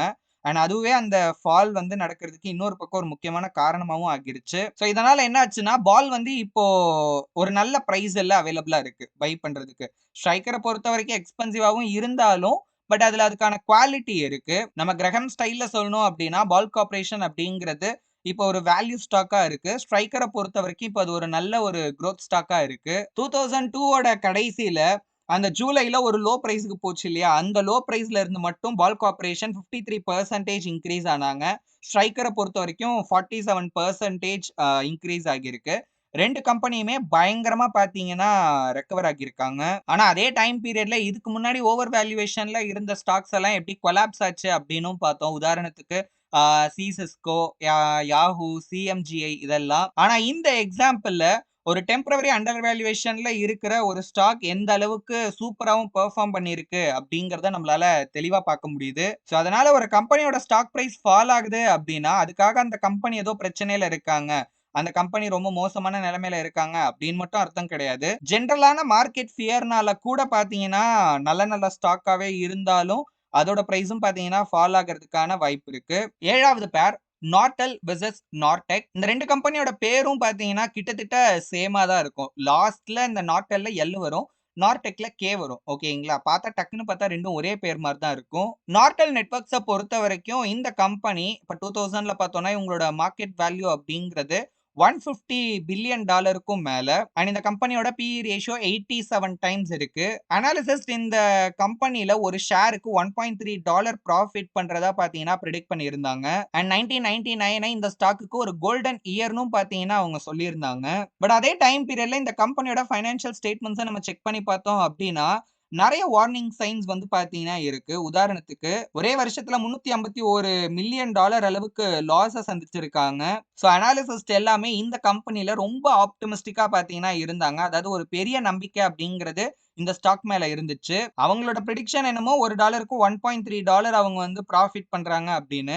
ஆனா நம்ம எல்லாத்தையும் செக் பண்ணி பார்த்தா தான் தெரியுது அவங்க $1க்கு அதாவது ஒரு ஷேருக்கு $1.17 லாஸ் தான் ஆக்சுவலி பண்ணிட்டு இருக்காங்க அப்படின்னு. 2002ல அந்த கம்பெனியோட டோட்டல் லாஸ் பார்த்தீங்கன்னா $36 பில்லியன் ஆச்சு. $56.81ல இருந்த ஸ்டாக்கோட பிரைஸ் $1.61க்கு ஃபால் ஆகி 97% ஃபால் ஆகி கொலாப்ஸ் ஆகிருச்சு. நார்டெக்க பொறுத்தவரைக்கும் இவங்கள பொறுத்தவரைக்கும் இந்த விண்ட்ஷீல்ட் ஸ்லைடிங், டோர் சிம்னிஸ் இந்த மாதிரி கன்ஸ்ட்ரக்ஷன் சம்பந்தமா இருக்கிற எக்ஸாஸ்ட் ஃபேனு, டிராஷ் காம்பாக்டர் இந்த மாதிரியான விஷயங்கள ப்ரொடியூஸ் பண்ற ஒரு கம்பெனி. 1999ல இவங்களோட எர்னிங்ஸ் வந்து $49 மில்லியன், ரெவென்யூ வந்து $2 பில்லியன். இந்த கம்பெனியோட பிஇ ரேஷியோ ஜஸ்ட் 5 டைம்ஸ் தான் இருந்திருக்கு. அண்ட் இவங்க கிட்ட 1 பில்லியன் அளவுக்கு பார்த்தீங்கன்னா கடனும் இருக்கு. இந்த கம்பெனிய பொறுத்தவரைக்கும் 2000ல இருந்து 2002 வரைக்கும் கன்சிஸ்டன்ட்டா பார்த்தீங்கன்னா ஏர்ன் பண்ணியிருக்காங்க. இதனாலேயே ஸ்டாக் வந்து ஒரு $28ல இருந்து $45க்கு இன்கிரீஸ் ஆகியிருக்கு. 2003ல அகைன் அந்த ஸ்டாக் எல்லாத்தையுமே அவங்க $46ல பைபேக்கும் பண்ணியிருக்காங்க. இந்த 2 கம்பெனிஸ கம்பேர் பண்ணும்போது நார்டெல்ல வந்து பயங்கரமான எக்ஸ்பெக்டேஷனும், வீக்கான ஃபண்டமெண்டல்ஸும் தான் இருக்கு. இதுல இன்வெஸ்ட் பண்ணோம் அப்படின்னா ஒரு டிசாஸ்டர சந்திக்கிற நிலைமை வரலாம். ஆனா இன்னொரு பக்கம் நார்டெக்க எடுக்கிறப்போ லோ எக்ஸ்பெக்டேஷன் தான் இருக்கு. சாலிடான எர்னிங்ஸும் இருக்கு. பிளஸ் இதுல ஒரு நல்ல ஆப்பர்ச்சுனிட்டியும் பார்த்தீங்கன்னா இருந்திருக்கும். Last and finally 8th pair Red Hat versus Brown Shoe. Red ஹேட்ட பொறுத்தவரைக்கும் இவங்க வந்து ஒரு சாஃப்ட்வேர் கம்பெனி. ஓகேங்களா? 1999ல வந்து இவங்க ஐபிஓ போறாங்க. ஐபிஓ பிரைஸ் பார்த்தீங்கன்னா $7. ஒன்ஸ் லிஸ்ட் ஆகும்போதே $23க்கு லிஸ்ட் ஆகி ஃபர்ஸ்ட் டேவே $26க்கு க்ளோஸ் ஆகிருக்கு. ஒரே நாள்ல 270% அளவுக்கு ப்ராஃபிட். டிசம்பர் 1999ல இந்த ஸ்டாக்கோட பிரைஸ் கிட்டத்தட்ட $143க்கு பார்த்தீங்கன்னா இன்க்ரீஸ் ஆச்சு. அதாவது 4 மாசத்துல 2000% அளவுக்கு ப்ராஃபிட். இந்த கம்பெனியோட மார்க்கெட் வேல்யூ கிட்டத்தட்ட $21.3 பில்லியன் அளவுக்கு இருந்திருக்கு. பட் இந்த கம்பெனியோட ஃபைனான்சியல்ஸ் பார்க்கிறப்போ கடந்த 9 மாசத்துல இவங்களோட ரெவென்யூ வெறும் 13 மில்லியன் தான். அதுலயும் 9 மில்லியன் வந்து இவங்க லாஸ் தான் பண்ணியிருக்காங்க. பட் இருந்தாலும் இவங்களோட ஆக்சுவல் வேல்யூவை விட 1000 மடங்கு, அதாவது இவங்களோட சேல்ஸை விட 1000 மடங்குக்கு இவங்களோட வேல்யூவேஷன் அப்படிங்கிறது இருக்கு. இன்னொரு பக்கம் நம்ம பிரவுன் ஷூவை எடுத்துக்கிட்டோம் அப்படின்னா ரொம்ப ரொம்ப ரொம்ப பழைய கம்பெனி இவங்க. 1878ல ஸ்டார்ட் ஆன கம்பெனி. பேர்லயே இருக்கிற மாதிரி ஃபுட்வேர் பிசினஸ், ஷூலாம் தயாரிக்கிற கம்பெனி இவங்க. 1300 கடை இருக்கு. ஓகேங்களா? இவங்களோட 3 குவார்ட்டர்ல, அதாவது இவங்களோட 9 மாசத்தோட ரெவென்யூ வந்து $1.2 பில்லியன். அதுல இருந்து $32 மில்லியன் பார்த்தீங்கன்னா இவங்க வந்து ஏர்ன் பண்ணியிருக்காங்க. இந்த கம்பெனியோட பிஇ ரேஷியோ 7.6 டைம்ஸ் இருக்கு. அண்ட் இவங்களோட சேல்ஸ் டு பிரைஸ நம்ம கம்பேர் பண்ணோம்னா அது 0.25க்கும் கம்மியா தான் பார்த்தீங்கன்னா இருக்கு. அண்ட் மார்க்கெட் வேல்யூல நம்ம ரெட் ஹேட்டோட கம்பேர் பண்ணோம்னா அதோட 80 மடங்குல 1 மடங்கு தான் பார்த்தீங்கன்னா பிரவுன் ஷூவோட மார்க்கெட் வேல்யூ கிட்டத்தட்ட $260 மில்லியன் தான். ஆனா ரெட் ஹேட்டோட ரெவென்யூவை கம்பேர் பண்ணும்போது 100 மடங்கு அதிகமா ரெவென்யூவை யார் பண்றான்னா பிரவுன் ஷூ பண்ணிட்டு இருக்காங்க. அதுக்கப்புறம் என்னாச்சு அப்படின்னா கண்டினியூஸா ரெட் ஹேட் அவங்களோட காசை லாஸ் பண்ணிட்டே இருந்தாங்க. அதனால ஒரு பாயிண்ட்டுக்கு மேல ஸ்டாக் வந்து கொலாப்ஸ் ஆகிருச்சு. பட் பிரவுன் ஷூவை பொறுத்த வரைக்கும் அவங்க வந்து ஸ்லோ அண்ட் ஸ்டடியா பாத்தீங்கன்னா ப்ராஃபிட் ஏர்ன் பண்ணிட்டே இருந்தாங்க.